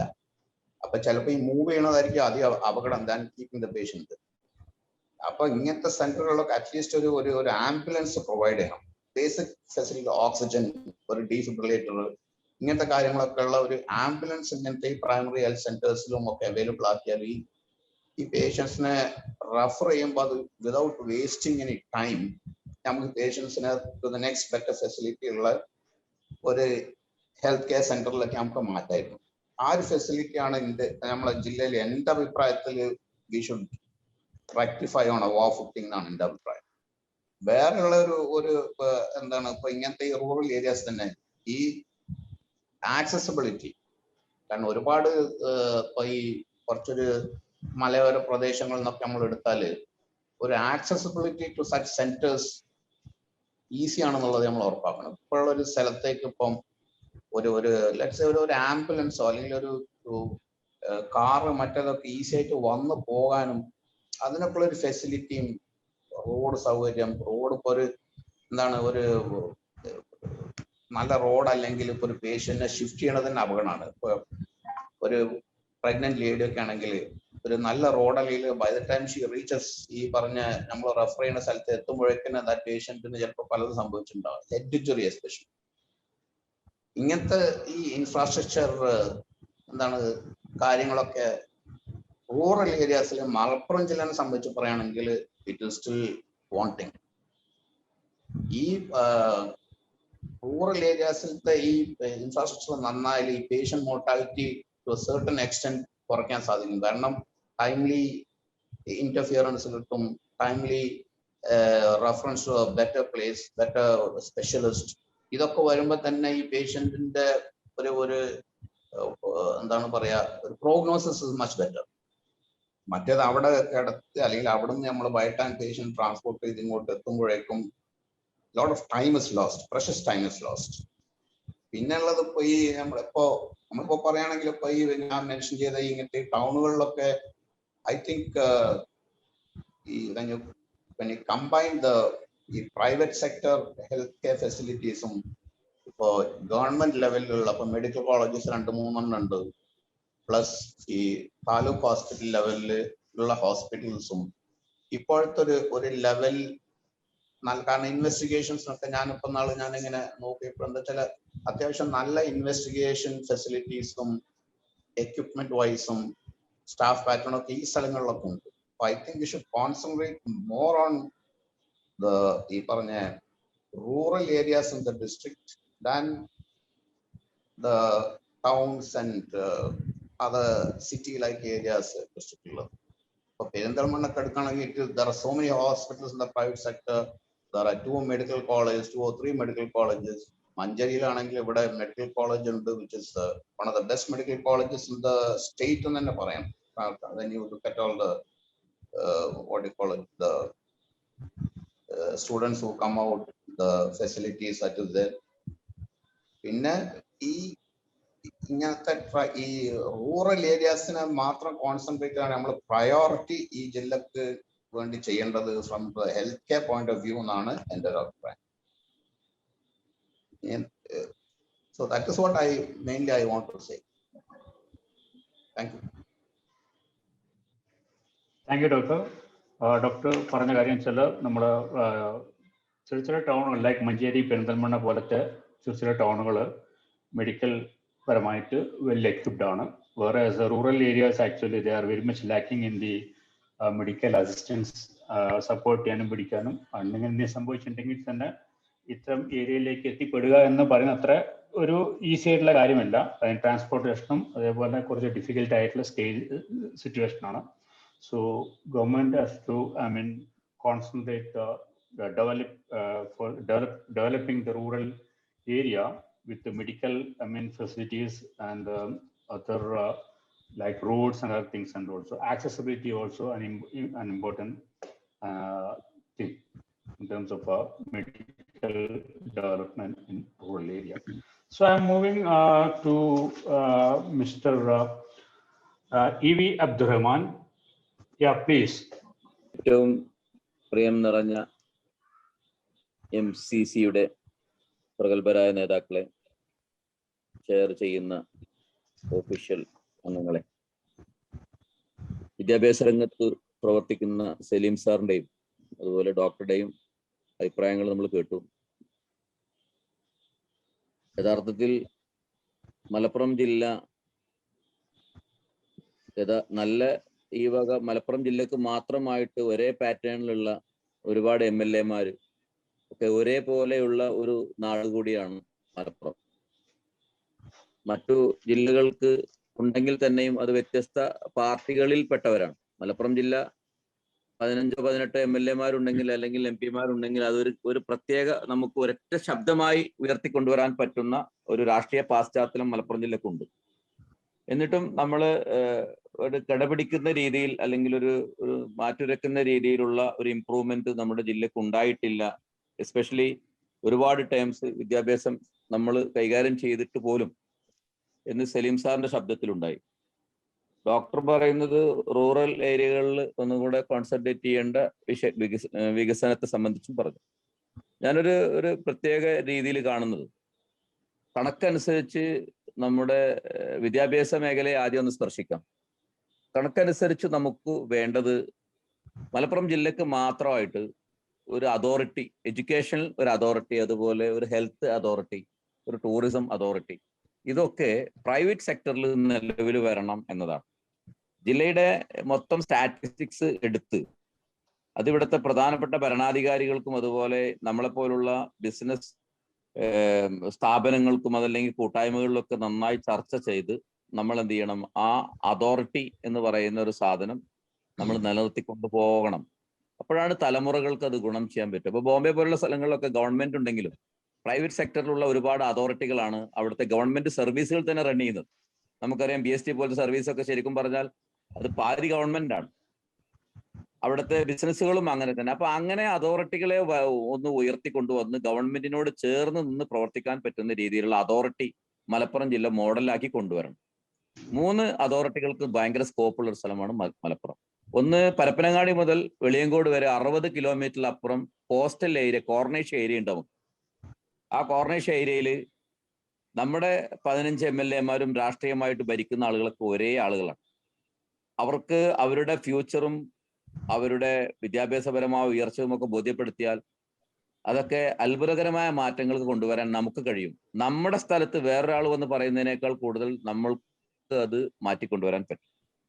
അങ്ങനെ വന്നാൽ മൊറോക്കോ പോലുള്ള രാജ്യങ്ങൾ, അതുപോലെ ഈജിപ്ത് പോലുള്ള രാജ്യങ്ങളൊക്കെ നമ്മൾ പോയാൽ കാണുന്നത് 1200 കിലോമീറ്റർ ഒക്കെ കടൽ തീരങ്ങളെ മനോഹരമായി കെട്ടിയുയർത്തി അതിമനോഹരമായ റെസ്റ്റോറന്റുകളും വൈകുന്നേരങ്ങളിൽ ചെലവഴിക്കുന്ന നല്ല മനോഹരമായ സംവിധാനങ്ങളൊക്കെയാണ്. അത് നമ്മൾ 4 കരിങ്കല്ലിട്ട് കെട്ടുന്നതിനേക്കാൾ നല്ല മനോഹരമായ രീതിയിൽ ഒരു ഇൻവെസ്റ്റ്മെന്റ് ട്രാക്കിലേക്ക് കൊണ്ടുവരാൻ പറ്റുന്ന ഒരു സ്ഥലം മലപ്പുറം ജില്ലക്കുണ്ട്. അതിന്റെ സ്കോപ്പിൽപ്പെട്ട സാധനമല്ല, ജസ്റ്റ് ഒന്ന് പറഞ്ഞു എന്ന് മാത്രം. പിന്നെ എൻ്റെ ഒരു അനുഭവം, ഞാൻ വിദ്യാഭ്യാസ രംഗത്ത് കഴിഞ്ഞ 6-7 വർഷമായിട്ട് ഫോക്കസ് ചെയ്ത ഒരാളാണ്. നോളേജ് സിറ്റി എന്ന് പറയുന്നതിൽ യഥാർത്ഥത്തിൽ ഞാനിവിടെ അടുത്ത വിഷയം അവതരിപ്പിക്കാൻ പോകുന്ന മേച്ചേരിയുടെ വളരെ ഒരു ഒരുമിച്ച് വർക്ക് ചെയ്ത ആളാണ്. 1200ഓളം കുട്ടികൾക്ക് അദ്ദേഹം ഉപരിപഠനത്തിന് ആവശ്യമായ ഒരു സിറ്റി, നോളേജ് സിറ്റി എവിടെയുണ്ട്? ഈ മഞ്ചേരിയിലുണ്ട്. ഏകദേശം ഒരു 25,000 കുട്ടികൾ വളർന്നു വരുന്നെങ്കിൽ 20,000 കുട്ടികൾക്ക് കൃത്യമായി പറ്റുന്ന ക്യാമ്പസ് മലപ്പുറത്തിന് തന്നെ ആവശ്യമുണ്ട്. മലപ്പുറത്ത് തന്നെ ഒരു 25,000-30,000 ഒരു ഹയർ എഡ്യൂക്കേഷന്റെ ഒരു ഹെഡിങ് ചെയ്യുകയാണെങ്കിൽ ലോകത്ത് നിന്ന് നമ്മുടെ ഇങ്ങോട്ട് വരാൻ ആളുകൾക്ക് താല്പര്യമുണ്ട്. കാരണം നമ്മൾ ഹോസ്പിറ്റാലിറ്റിയിൽ വളരെ മുന്നിലാണ്, സ്പെൻഡിങ്ങിൽ വളരെ മുന്നിലാണ്. അങ്ങനെ നമുക്ക് ഒരു കൃത്യമായ ഒരു പ്ലാനിങ്ങോടുകൂടെ ഒരു സ്പെഷ്യൽ എക്കോണമിക് സോൺ പോലെ ഒരു എഡ്യൂക്കേഷൻ സോണും ഹെൽത്ത് സോണും നമ്മൾ എന്ത് ചെയ്യണം, പ്രൈവറ്റ് ആയിട്ട് കൊണ്ടുവരണം. ഹെൽത്ത് സോണിൽ 100 ഏക്കർ ചുരുങ്ങാതെ, അതല്ലെങ്കിൽ 25 ഏക്കർ, 50 ഏക്കർ, 10 ഏക്കർ, ഇങ്ങനെ ഈ ഹെൽത്ത് സോണിൽ, എഡ്യൂക്കേഷൻ സോണിൽ പരസ്പരം അതോറിറ്റി പറയുന്ന മീറ്റ് ചെയ്യുന്ന രീതിയിലുള്ള സ്ഥാപനങ്ങൾ കൊണ്ടുവരണം. അത് പ്രൈവറ്റ് ആളുകളുടെ ഇൻവെസ്റ്റ്മെന്റോട് കൂടെ കൊണ്ടുവരണം. കാരണം ഒരു കുട്ടിക്ക് 10 ലക്ഷം രൂപ ബാങ്ക് കൊടുക്കുന്നുണ്ട്. 10 ലക്ഷം രൂപ വരെ വിദ്യാഭ്യാസത്തിന് ബാങ്ക് കൊടുക്കുന്നുണ്ട്. നമ്മളന്നത് ഇടപെട്ടാൽ 1-ാം ക്ലാസ് മുതൽ ആ ലോണ് പിതാവിന് പാസ്സാക്കുന്ന രീതിയിലേക്ക് മാറ്റാൻ കഴിയും. ഇപ്പോൾ ഒരു കുട്ടി പാസ്സായി അവൻ വലുതായി കഴിഞ്ഞാൽ +2 കഴിഞ്ഞ് ഡിഗ്രിക്കാണ് ആ ലോണ് കിട്ടുന്നത്. ഒരു രക്ഷിതാവ് ഒന്ന് സപ്പോർട്ട് ചെയ്താൽ ആ ലോൺ എവിടെ നിന്ന് കിട്ടും? 1-ാം ക്ലാസ്സിൽ നിന്ന് കിട്ടും. ഒരു 20 വർഷം വരെയുള്ള ഒരു ലെവലിലേക്ക് വിദ്യാഭ്യാസത്തിന്റെ തുക കണ്ടെത്താനും അതുപോലെ ഒരു പ്രത്യേക രീതിയിൽ അതിനെ കൊണ്ടുവരാനൊക്കെ നമുക്ക് കഴിയും പ്ലാൻ ചെയ്ത. അപ്പോൾ ഒരു എക്സ്പെൻസീവായ ഒരു സാധനമാണ് വിദ്യാഭ്യാസം എന്ന് ഞാൻ പറഞ്ഞു വരില്ല. എന്നാലും സ്പെഷ്യൽ എക്കോണമിക് സോണിനെ 10 മുതൽ 100 ഏക്കറുള്ള സ്ഥലം മലപ്പുറത്തിന്റെ വ്യത്യസ്ത ഭാഗങ്ങളിലായിട്ട് ഏറ്റവും ചുരുങ്ങിയത് 25 എണ്ണം കൊണ്ടുവരണം. അതേപോലെ തന്നെ ഹെൽത്ത് സോണും കൊണ്ടുവരണം. കോട്ടക്കൽ, പെരിന്തൽമണ്ണ, മലപ്പുറം, മഞ്ചേരി ഒരു ട്രയാങ്കിൾ സോണാക്കി നമ്മൾ എടുത്താൽ ഒരു 1000 ബെഡ് പോലും ആശുപത്രി ഉണ്ടോ എന്ന് നോക്കിയാൽ നമ്മൾ പറയും ഒരുപാട് ആശുപത്രി ഉണ്ട്. പക്ഷെ ഏറ്റവും ചുരുങ്ങിയത് 5000 ബെഡ് ഫോറിനേഴ്സിന് ചികിത്സിക്കാൻ കേരളത്തിൽ ടോട്ടലി ഇല്ല എന്ന് പറയുന്നതാണ് ഏറ്റവും വലിയ ശരി. ഒരു 5000-6000 ബെഡ് ടോട്ടലി കേരളത്തിൽ ഉണ്ടാവാൻ പ്രയാസമാണ്. അപ്പോ ഒരു 10000 ബെഡിന്റെ ഒരു കപ്പാസിറ്റിയിലേക്ക് മലപ്പുറത്തെ ഉയർത്തിയാൽ നമുക്ക് ഫോറിൻ ആയിട്ട് ഒരുപാട് ആളുകൾ ട്രീറ്റ്മെന്റിന് വരും. എങ്ങനെയാണ് ഇത് ഉയർത്തുക?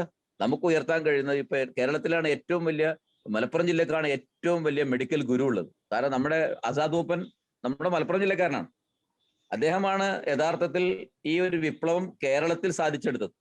അദ്ദേഹത്തിന്റെ ഇപ്പോഴത്തെ ആസ്റ്റർ മിംസ് എന്ന് പറയുന്ന സാധനം BPO ആയി പോയി.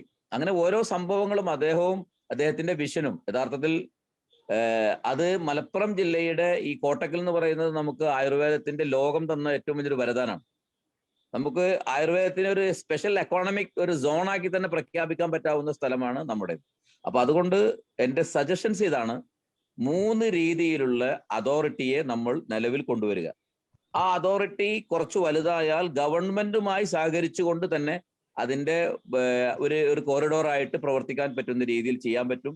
ആ അതോറിറ്റി ഇവിടുത്തെ ഇൻവെസ്റ്റ്മെന്റ്, ചായക്കടയും ഹോട്ടലും തുണിക്കടയും ഒക്കെ ഇൻവെസ്റ്റ് ചെയ്താൽ കിട്ടുന്നതിനേക്കാൾ ഏറ്റവും കൂടുതൽ കിട്ടുന്ന ഒരു ഭാഗമാണ് വിദ്യാഭ്യാസം എന്ന് ഇപ്പൊ നമുക്ക് എല്ലാവർക്കും അറിയാം. ഒരു 50% സീറ്റ് ഒരു ഫോറിൻ എഡ്യൂക്കേഷൻ, ഫോറിനേഴ്സിന് വേണ്ടി ഡെഡിക്കേറ്റ് ചെയ്യാൻ പറ്റിയാൽ, അതല്ലെങ്കിൽ അങ്ങനത്തെ ഒരു വിഷൻ നമ്മൾ സബ്മിറ്റ് ചെയ്താൽ നമ്മുടെ എല്ലാ കോളേജുകളും ലാഭകരമാവും. അതിന് ഏറ്റവും വലിയ തെളിവാണ് മണിപ്പാലിന്റെ പ്രത്യേകത. മണിപ്പാലിൽ പഠിക്കുന്നത് 1800ഓളം സീറ്റിൽ 1000-ലധികവും അത് ഫോറിനാണ്. അതിനേക്കാൾ മനോഹരമായി നമുക്ക് കൈകാര്യം ചെയ്യാൻ പറ്റും. കാരണം അതിനേക്കാൾ വളരെ നല്ല റിസപ്റ്റീവ് മൈൻഡുള്ള, എല്ലാ ആളുകളെയും നന്നായി കാണുന്ന അതിമനോഹരമായ ഒരു ജനതയാണ് മലപ്പുറത്തുള്ളത്. ഹോസ്പിറ്റാലിറ്റിയിൽ വളരെ കൂടുതലാണ്. അപ്പൊ മണിപ്പാല് പോലുള്ള സംവിധാനങ്ങളെ ഈ ഹോട്ടൽ രംഗത്തും അതുപോലെ മുളക്ക് എന്താ പറയാ രായ്ക്ക് രാമായണം ഉണ്ടാകുന്ന ഇതിന്റെയൊക്കെ ബിസിനസ്സിനെയൊക്കെ ഒന്ന് നിർത്തിവെച്ച് നല്ല രീതിയിലേക്ക് ഇങ്ങനെ കൺവേർട്ട് ചെയ്താൽ വളരെ ലാഭകരമാണ് എന്ന് നോളേജ് സിറ്റി പോലത്തെ ഏറനാട് നോളേജ് സിറ്റിയും അതുപോലെ മർക്കസ് നോളേജ് സിറ്റിയും ഒക്കെ അനുഭവത്തിൽ നിന്ന് നമുക്ക് ബോധ്യം തരുന്ന ഒന്നാണ്. ഇതുപോലെ എക്കോണമിക് സോൺ സമയം അതിക്രമിച്ചുകൊണ്ടിരിക്കുന്നു. No problem. അപ്പൊ എന്റെ അഭിപ്രായം ഇതാണ്: ഈ 3 സംഭവത്തിൽ ഹെൽത്ത് അതോറിറ്റി അതുപോലെ എഡ്യൂക്കേഷന്റെ അതോറിറ്റി കൊണ്ടുവന്നിട്ട് അവർക്ക് ആവശ്യമുള്ളതിനെ നമ്മുടെ നാട്ടിലെ ബിസിനസ് സംബന്ധമായി ചേർത്ത് വെച്ചുകൊണ്ട് മുന്നോട്ട് പോകുന്ന പ്ലാൻ ഉണ്ടാക്കുക എന്നതാണ് എന്റെ suggestion. Okay, thank you very much. ഞാൻ വീണ്ടും തിരിച്ചു വരും. കാരണം വെച്ചാൽ ആദ്യം പാനൽ ഒന്ന് തീർത്തിട്ട് വീണ്ടും നമുക്ക് ഡിസ്കഷനിലേക്ക് വരാം. Okay, thank you for chance for you again. Okay, നിങ്ങളുടെ എന്താണ് സജഷൻസ് നന്നായിട്ടുണ്ട്. Very well said. You actually suggest to prioritize many government sectors sectors so that development is going to be much faster. അതേപോലെ തന്നെ education സൈഡിൽ നമ്മൾ കുറെ കൂടെ concentrate ചെയ്യാന്നുണ്ടെങ്കിൽ പിള്ളേർ നമ്മളുടെ സ്റ്റേറ്റിൽ നിന്നും പുറത്തു പോകുന്നതും അതേപോലെ തന്നെ നമുക്ക് ഓവർസീസ് സ്റ്റുഡൻസിന് നമ്മളുടെ ജില്ലയിലേക്ക് അട്രാക്ട് ചെയ്യാൻ പറ്റുമെന്നുള്ളതാണ് നിങ്ങളുടെ അഭിപ്രായം. Okay, I come back to again sir. Let me move to advocate Shihab for his contributions. Please, advocate Shihab. നമസ്കാരം. ഞാൻ ആദ്യം ഈ ഹെൽത്ത് ഇൻഫ്രാസ്ട്രക്ചറിലുള്ള ഒരു ചെറിയൊരു ഡാറ്റ വെച്ചിട്ട് തുടങ്ങാം. നമുക്ക് ടോട്ടൽ ബെഡ് മലപ്പുറത്ത് ഉള്ളത്, നമ്മുടെ കോവിഡ് ജാഗ്രത ഡാഷ്ബോർഡ് വെച്ചിട്ട് ടോട്ടൽ ബെഡ് നമ്മൾ മനസ്സിലാക്കുന്നത് 11,379 ബെഡാണ് നമുക്കുള്ളത്.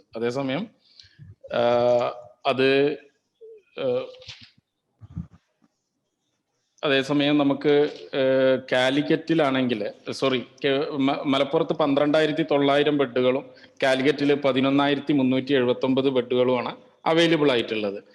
അത് ഒരു സാധാരണ ഇതിൻ്റെ ഒരു സ്റ്റാൻഡേർഡ് എങ്ങനെ നോക്കുക എന്ന് വെച്ചാൽ 1000 ആളുകൾക്ക് എത്ര ഹോസ്പിറ്റൽ ബെഡ് എന്നുള്ള ഒരു ഗ്ലോബൽ സ്റ്റാൻഡേർഡ് നോക്കുകയാണെങ്കിൽ 1000 പേർക്ക് 3 ഹോസ്പിറ്റൽ ബെഡ് എന്നൊരു ഗ്ലോബൽ സ്റ്റാൻഡേർഡ് വരുന്നുണ്ട്. അത് വികസിത രാജ്യങ്ങളിലൊക്കെ കൂടുതലായിരിക്കും. ഇപ്പോൾ ജർമ്മനിയിലൊക്കെ ആണെങ്കിൽ 1000 പേർക്ക് 8 ബെഡുകൾ ഇപ്പോൾ കാണുന്നുണ്ട്. ഞാൻ ജസ്റ്റ് ഡാറ്റ എടുത്ത് നോക്കിയപ്പോൾ US അത് 2.9 ഉള്ളൂ. അപ്പൊ മലപ്പുറത്തിന്റെ എത്ര ബെഡ് എന്ന് ചോദിച്ചു കഴിഞ്ഞാൽ 2.5 ബെഡാണ് മലപ്പുറത്ത് 1000 പേർക്കുള്ളത്. അതേസമയം കോഴിക്കോടാണെങ്കിൽ അത് 3.5 ആണ്. അതാണ് നമ്മൾ കാണേണ്ട ഒരു വലിയൊരു വ്യത്യാസം. അതേപോലെ ICU ബെഡിന്റെ കാര്യത്തിൽ ഇപ്പൊ ഏറ്റവും കൂടുതൽ കോവിഡ് ടൈമിൽ ഏറ്റവും കൂടുതൽ ചർച്ച വന്ന ICU ബെഡും വെന്റിലേറ്ററിന്റെ കാര്യം. ICU ബെഡ് 825 ബെഡുകളാണ് കോഴിക്കോട് അവൈലബിൾ ആവുന്നതെങ്കിൽ ഇവിടെ മലപ്പുറത്താണെങ്കിൽ 503 ബെഡുകളാണ്, പ്രൈവറ്റ് അതേപോലെ തന്നെ ഗവൺമെന്റ് എല്ലാം കൂടി ചേർത്തിട്ട്. വെന്റിലേറ്ററുകൾ 364 നമുക്ക് 174 ഉള്ളത്. ഓക്സിജൻ ബെഡുകൾ 2967 ഉണ്ട് കോഴിക്കോട്, അത് നമുക്കുള്ളത് 1202 ബെഡുകളാണ്. അപ്പൊ അത് വിരൽ ചൂണ്ടുന്നത് നേരത്തെ കൊരമ്പയിൽ ഡോക്ടർ സാർ പറഞ്ഞ പോലെ നമ്മളുടെ റൂറൽ ഏരിയകളിൽ ഫെസിലിറ്റീസ് കൂടുതൽ വന്നെങ്കിൽ മാത്രമാണ് നമ്മൾ ഈ 2.5 നിന്ന് 3.5 എന്നുള്ള ഗ്യാപ്പ് നമുക്ക് ഫില്ല് ചെയ്യാൻ പറ്റുള്ളൂ. ഇനി രണ്ടാമത്തെ പോയിന്റ് എനിക്ക് പറയാനുള്ളത് എന്താന്ന് വെച്ചാൽ, എന്തുകൊണ്ട് മലപ്പുറം ജില്ലയിൽ ഈ സൂപ്പർ സ്പെഷ്യാലിറ്റി ടെറിഷറി ലെവലിലുള്ള ഇപ്പൊ നേരത്തെ പറഞ്ഞ പോലെയുള്ള ബ്രെയിൻ സർജറി, ന്യൂറോ സർജറി പോലെയുള്ള സൂപ്പർ സെന്ററുകൾ, super speciality centre, cancer treatment സെന്ററുകൾ, ഇതെല്ലാം വരാനുള്ള ബുദ്ധിമുട്ട് എന്താണ് എന്നുള്ളത് നമ്മുടെ ലാൻഡിന്റെ പ്രശ്നം, അല്ലെങ്കിൽ ഇവിടെ അതിനുള്ള ഓൺട്രപ്രണേഴ്സ് ഇല്ലാത്തതുകൊണ്ടോ ഒന്നുമല്ല. ഇവിടെ ഞാൻ മനസ്സിലാക്കുന്ന ഒരു പ്രോബ്ലം എന്താന്ന് വെച്ചാൽ, ഈ ഹെൽത്ത് കെയറിലാണെങ്കിലും എഡ്യൂക്കേഷനിലാണെങ്കിലും അതിന്റെ ഏറ്റവും വലിയ ഇൻവെസ്റ്റ്മെന്റ് എന്ന് പറയുന്നത് ഹ്യൂമൻ റിസോഴ്സ് ആണ്.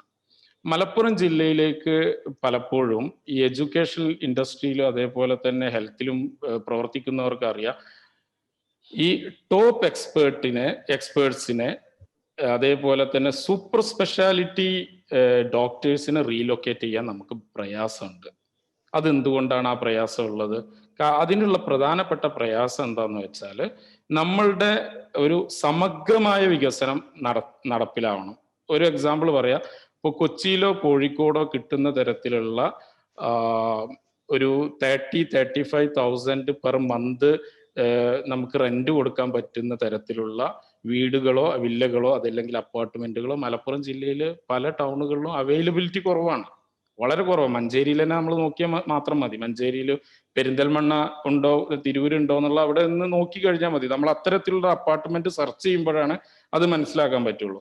അതുകൊണ്ട് ഞാൻ എഡ്യൂക്കേഷണൽ സെക്ടറിൽ വർക്ക് ചെയ്യുന്ന ഒരാളാണ്. ഞാൻ ഇപ്പോ നേരത്തെ സലീം സാർ പറഞ്ഞ അതിൽ 3 ഡെന്റൽ കോളേജുകളിൽ ഒരു ഡെന്റൽ കോളേജിന്റെയും ഒരു എഞ്ചിനീയറിംഗ് കോളേജിന്റെയും അതേപോലെ ഒരു ആർക്കിടെക്ചർ കോളേജിന്റെ 2 ആർട്സ് ആൻഡ് സയൻസ് കോളേജിന്റെ ഒരു CEO, ഒരു സ്കൂളും ചേർന്നൊരു ഗ്രൂപ്പിന്റെ CEO ആണ്.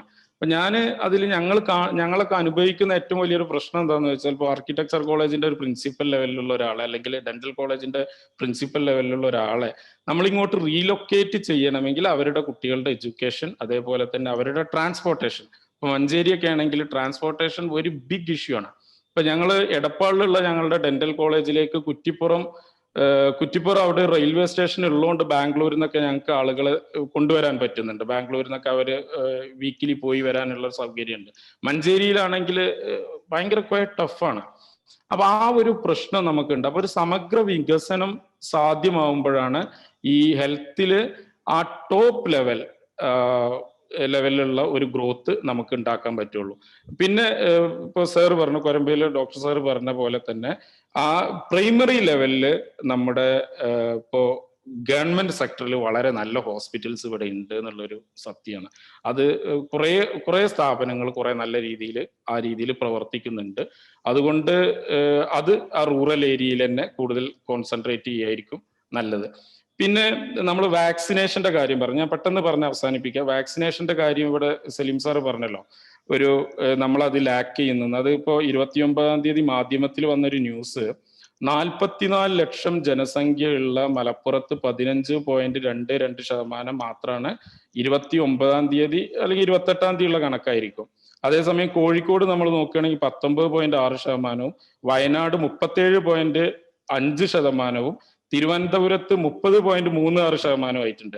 അതിന് പ്രധാനപ്പെട്ട ഒരു കാര്യം അവൈലബിലിറ്റി എന്നതിനേക്കാളും എനിക്ക് തോന്നുന്നത് ഇതിന്റെ ആദ്യഘട്ടത്തിൽ കോവിഡ് ഫസ്റ്റ് വേവിന് ശേഷമുള്ള ഗ്യാപ്പില് ഈ വാക്സിൻ കൊടുക്കുന്ന സമയത്ത് കുറെ ആളുകൾ ഇതിൽ നിന്ന് തിരിഞ്ഞു നിന്നിട്ടുണ്ട്. ഇപ്പൊ എനിക്ക് തന്നെ അറിയാം, ഞാൻ നടത്തുന്ന ഒരു സ്ഥാപനത്തിലേക്ക് ഒരു കോള് വന്നത്, ഒരു ദിവസം ഒരു PHC ഒരു കോള് വന്നത്, ആരെങ്കിലും അവിടെ ഉണ്ടെങ്കിൽ ഇന്ന് വരികയാണെങ്കിൽ കുറച്ച് ആളുകൾക്ക് ഞങ്ങളുടെ അടുത്ത് വാക്സിൻ സ്റ്റോക്ക് ഉണ്ട്, ഇപ്പൊ ഒരു 8 പേര് വന്നാൽ ഞങ്ങൾക്ക് ഇപ്പൊ തന്നെ കൊടുക്കാമെന്ന് പറഞ്ഞിട്ട് അവർക്ക് ആളില്ലാതെ അവിടെ നിന്നിട്ട് നമ്മളെ വിളിച്ചത് എനിക്ക് ഓർമ്മയുണ്ട്. അപ്പൊ ആ ഒരു സാഹചര്യത്തിൽ ഇങ്ങോട്ട് വരാനുള്ള കാരണം നേരത്തെ പറഞ്ഞ പോലെ തന്നെ അവയർനെസിന്റെ പ്രശ്നമുണ്ട്. അവയർനെസ് മലപ്പുറം ജില്ലയിലുള്ള ആൾക്കാർക്ക് കിട്ടേണ്ടതാണ്. ഇനി എഡ്യൂക്കേഷൻ സെക്ടറിന്റെ കാര്യം പറയുകയാണെങ്കിൽ 60,000 സീറ്റിന് 60,000 സ്റ്റുഡൻസിന് ഹയർ എഡ്യൂക്കേഷനിൽ വരുമ്പോൾ +2 കഴിഞ്ഞിട്ട് വരുമ്പോൾ 30,000 സീറ്റാണ് നമുക്ക് അവൈലബിലിറ്റി ഉള്ളത്. ഈ 30,000 സീറ്റിൽ തന്നെ കുറേ സീറ്റുകൾ വെറുതെ കിടക്കുക. അപ്പൊ 1200 സീറ്റുകളുള്ള എഞ്ചിനീയറിംഗ് കോളേജുകൾ ടോട്ടൽ പറയാം. ആ 1200 സീറ്റിലും ഫില്ലായി കിടക്കുന്നത്, അതായത് സ്റ്റുഡൻസ് പഠിക്കുന്നത് എൻ്റെ അഭിപ്രായത്തിൽ ഒരു 700 അല്ലെങ്കിൽ 800 സീറ്റ് ഉണ്ടാവും, മാക്സിമം 900 സീറ്റ് ഉണ്ടാവും. അതിന് റീസൺ ഉണ്ട്. മലപ്പുറത്ത് 60,000 സ്റ്റുഡന്റ് പഠിക്കാനുണ്ട്, സീറ്റുകൾ ഫില്ലാവാത്തതിന് ഉള്ള പ്രധാനപ്പെട്ട ഒരു റീസൺ എന്താന്ന് വെച്ചാൽ അത് നമ്മൾ വളരെയധികം ആലോചിക്കേണ്ട ഒരു സബ്ജക്റ്റ്. അത് കേരളത്തിൽ എല്ലായിടത്തും ഈ ഒരു സിറ്റുവേഷൻ ഉണ്ട്. സ്റ്റുഡൻസ് പുറത്ത് പോകുന്നുണ്ട്, പുറത്തുള്ള സംസ്ഥാനങ്ങളിൽ പോകുന്നുണ്ട്. അതിന് കാരണം എന്താണെന്നറിയാം, നമ്മുടെ കേരളത്തില് പ്രൈവറ്റ് യൂണിവേഴ്സിറ്റികൾ ഇതുവരെ അനുവദിച്ചിട്ടില്ല. പ്രൈവറ്റ് യൂണിവേഴ്സിറ്റികൾ അനുവദിക്കാത്തിടത്തോളം കാലം നമ്മൾ ഓരോ യൂണിവേഴ്സിറ്റിന്റെയും ഔട്ട്ഡേറ്റഡ് ആയിട്ടുള്ള സിലബസ്, വളരെ പഴയ സിലബസ് ഒക്കെ പഠിച്ചുകൊണ്ട് ഇതൊരു ആചാരം എന്നുള്ള രീതിയിൽ +2 കഴിഞ്ഞ ഡിഗ്രിക്ക് ചേരണം എന്നുള്ള ആചാരം എന്നുള്ള രീതിയിൽ മുന്നോട്ട് പോകുന്ന ഒരു സങ്കല്പമാണ് ഇപ്പോൾ ഉള്ളത്. അതുകൊണ്ട് ഇപ്പോ EV അബ്ദുറഹ്മാൻ സാറ് പറഞ്ഞ പോലെ നമുക്ക് ഇവിടത്തേക്ക് കുട്ടികളെ കൊണ്ടുവരാൻ, ഇപ്പൊ സാറ് പറഞ്ഞു ഇങ്ങോട്ട് കുട്ടികളെ അതും ഗവൺമെന്റ് അനുവദിച്ചിട്ടില്ല. ദൗർഭാഗ്യകരല്ലേ? അതും ഗവൺമെന്റ് ഇതുവരെ അനുവദിച്ചിട്ടില്ല. മറ്റുള്ള സംസ്ഥാനങ്ങൾ ഇങ്ങോട്ട് കുട്ടികളെ കൊണ്ടുവരാൻ റെസ്ട്രിക്ഷൻസ് ഉണ്ട്, മറ്റുള്ള രാജ്യങ്ങളിൽ നിന്ന് ഇങ്ങോട്ട് കുട്ടികളെ കൊണ്ടുവരാൻ റെസ്ട്രിക്ഷൻസ് ഉണ്ട്. അതുകൊണ്ടാണ് നമ്മുടെ ഭാഗത്ത് നമ്മുടെ ഇവിടെയുള്ള എഡ്യൂക്കേഷൻ ഇൻസ്റ്റിറ്റ്യൂഷൻസിന് നെക്സ്റ്റ് ലെവലിലേക്ക് ഗ്രോത്ത് വരാതിരിക്കുന്നത്. ബാക്കി എല്ലാ തരത്തിലും മലപ്പുറത്ത് ഞാൻ ഇത്രയും അധികം സ്ഥാപനങ്ങളുമായി ബന്ധപ്പെട്ട് പ്രവർത്തിക്കുന്നതുകൊണ്ട് പറയട്ടെ, നമ്മുടെ ആളുകൾ വളരെ ഫ്രണ്ട്ലിയാണ്, നമുക്ക് വളരെ നല്ല സൗകര്യങ്ങൾ ആളുകൾ തരുന്നുണ്ട്. ഒരൊറ്റ കാര്യം കൂടി സാറേ പറയട്ടെ, നമുക്ക് ലെസ് വർക്ക് ഫോഴ്സ് ഉണ്ട്. അതിന് കാരണം നേരത്തെ സലീം സാറ് പറഞ്ഞാണ്, നമ്മുടെ സ്ത്രീകൾ അധികം വർക്ക് ചെയ്യുന്നില്ല. അതുകൊണ്ട് ടീച്ചേഴ്സ് പോലെയുള്ള പ്രൊഫഷനിലേക്ക് വരാൻ ആളുകളുടെ നമ്പർ കുറവായതുകൊണ്ട് അവിടെയും നമ്മൾ കോംപ്രമൈസ് ചെയ്യേണ്ടിയുണ്ട്. ഈ കാര്യങ്ങളെല്ലാം നമ്മൾ നോട്ട് ചെയ്തിട്ട് വേണം നമ്മൾ ഇനിയൊരു സമഗ്ര വികസനം കൂടി ചേരുമ്പോഴാണ് ഹെൽത്ത് സെക്ടറും എഡ്യൂക്കേഷൻ സെക്ടറും മുന്നോട്ട് വരികയുള്ളൂ. Thank you very much. Thank U advocate. നല്ലൊരു ഇതായിരുന്നു. നിങ്ങളുടെ മെയിനായിട്ട് നിങ്ങൾ പറഞ്ഞത് അഡ്വാൻസ്മെന്റ് ഓഫ് റൂറൽ ഏരിയ, പിന്നെ സമഗ്രമായുള്ള ഒരു വികസനം ആവശ്യമാണ്. പിന്നെ സ്ത്രീകളുടെ നല്ലൊരു വർക്ക് ഫോഴ്സിന്റെ ലാക്കിംഗ് ഉണ്ട്. അതും കൂടെ നമ്മൾ അഡ്രസ് ചെയ്തിട്ടുണ്ടെങ്കിൽ മലപ്പുറം ഒന്നും കൂടെ മുന്നോട്ട് കൊണ്ടുവരാൻ പറ്റുമെന്നുള്ളതാണ്. അപ്പോൾ next I am moving to Riyas Babu, please. Yes, almost കാര്യങ്ങളും ഇപ്പോൾ ഇവിടെ എല്ലാവരും പറഞ്ഞിട്ടുണ്ട്. എനിവേ മലപ്പുറം ജില്ല നമ്മൾ പോപ്പുലേഷനും സൈസും വെച്ചിട്ട് നോക്കുകയാണെങ്കിൽ it is one of the most neglected districts by the government. ഇപ്പോൾ ഹെൽത്ത് കെയർ ആണെങ്കിലും എഡ്യൂക്കേഷൻ ആണെങ്കിലും ഗവൺമെന്റ് കോൺട്രിബ്യൂഷൻസ് വളരെ കുറവാണ്. 10 ലക്ഷം കുട്ടികളാണ് ഇപ്പോൾ ഇവിടുന്ന് 10th സ്റ്റാൻഡേർഡ് പാസ്സാവുന്നെന്ന് പറഞ്ഞത്. ആ 10 ലക്ഷം കുട്ടികൾക്കും അത്ര തന്നെ അല്ല വയനാടും ഇടുക്കിയൊക്കെ നോക്കുകയാണെങ്കിൽ ടോട്ടൽ പോപ്പുലേഷൻ തന്നെ 10 ലക്ഷം ഉണ്ടാവുള്ളൂ. ഈ 2 ഡിസ്ട്രിക്റ്റിനും കിട്ടുന്ന ഫെസിലിറ്റീസ്, ഗവൺമെന്റ് കൊടുക്കുന്ന ഫെസിലിറ്റീസ് ഒരേ ഫെസിലിറ്റിയാണ്. പിന്നെ ഇത്രയും ഇവിടെ ഡെവലപ്പ് ചെയ്യാൻ തന്നെ കാരണം ഹെൽത്ത് കെയർ ആണെങ്കിലും എഡ്യൂക്കേഷൻ ആണെങ്കിലും അത് പ്രൈവറ്റ് പാർട്ടിസിപ്പേഷൻ ആണ്. അപ്പൊ ഇത്രയും ഒരു ഡെവലപ്മെന്റ് ഡിസ്ട്രിക്റ്റിൽ കൊടുക്കുന്നതാണ് എൻ്റെ ഒരു വിലയിരുത്തല്. എസ്പെഷ്യലി പെരിന്തൽമണ്ണ നോക്കുകയാണെങ്കിൽ ഹെൽത്ത് കെയറിന്റെ ഒരു ഹബ്ബായിട്ടും, മഞ്ചേരി നോക്കുകയാണെങ്കിൽ എഡ്യൂക്കേഷൻ ആയിട്ടും. ഇപ്പൊ എഡ്യൂക്കേഷന്റെ മഞ്ചേരിത്തെ ട്രാൻസ്പോർട്ടേഷൻ ഡിഫിക്കൽട്ടീസും കാര്യങ്ങളൊക്കെ ഷിയാബ് ഇവിടെ പറഞ്ഞു കഴിഞ്ഞു. ഇൻ സ്പൈറ്റ് ഓഫ് ദാറ്റ് ഇനിയും ഡിസ്ട്രിക്റ്റില് ഇത്ര അധികം പ്രൈവറ്റ് എഡ്യൂക്കേഷണൽ ഇൻസ്റ്റിറ്റ്യൂഷൻസ് മഞ്ചേരി വന്നതും കുഴപ്പമില്ലാത്ത രീതിയിൽ പോകുന്നതും ഒരു നല്ല കാര്യം തന്നെയാണ്. അതൊക്കെ ഈ പ്രൈവറ്റ് ഇൻവെസ്റ്റ്മെന്റിന്റെ ഇതിലൊക്കെ വന്നിട്ടുള്ളൂ. പിന്നെ ഒരു ഹയർ എഡ്യൂക്കേഷനിലെ സ്കോപ്പ് ഇവിടുത്തെ സീറ്റ്സ് ഇത്രയും വേക്കന്റ് ആണെന്നൊക്കെ ഇപ്പോഴാണ് അറിയുന്നത് എഞ്ചിനീയറിംഗ് കോളേജിന്റെ കാര്യത്തിൽ. അത് ഓൾമോസ്റ്റ് എല്ലായിടത്തും അങ്ങനെ തന്നെയാണ്. ഈ എഞ്ചിനീയറിംഗ് കോളേജ് അല്ലാതെ ബാക്കി ഹയർ സ്റ്റഡീസിന് വേണ്ടിയിട്ടുള്ള ഒരു ഫെസിലിറ്റി ഇപ്പൊ നമ്മുടെ ഡിസ്ട്രിക്റ്റിലില്ല. ഒരു റിസർച്ച് ചെയ്യാനോ അങ്ങനത്തെ എന്തെങ്കിലും ഒരു ഡോക്ടറേറ്റ് എടുക്കാനോ അങ്ങനത്തെ എന്തെങ്കിലും ഒരു ആവശ്യത്തിന് വേണ്ടിയിട്ടുള്ള ഒരു ഇൻസ്റ്റിറ്റ്യൂഷനും നമ്മളെ ജില്ലയില് ഉണ്ടെന്ന് എനിക്ക് തോന്നുന്നില്ല, മനസ്സിലാക്കുന്നില്ല എന്നാണ്. അപ്പൊ അതൊരു ഇമ്പോർട്ടൻസ് കൊടുക്കേണ്ട ഒരു കാര്യമാണ്.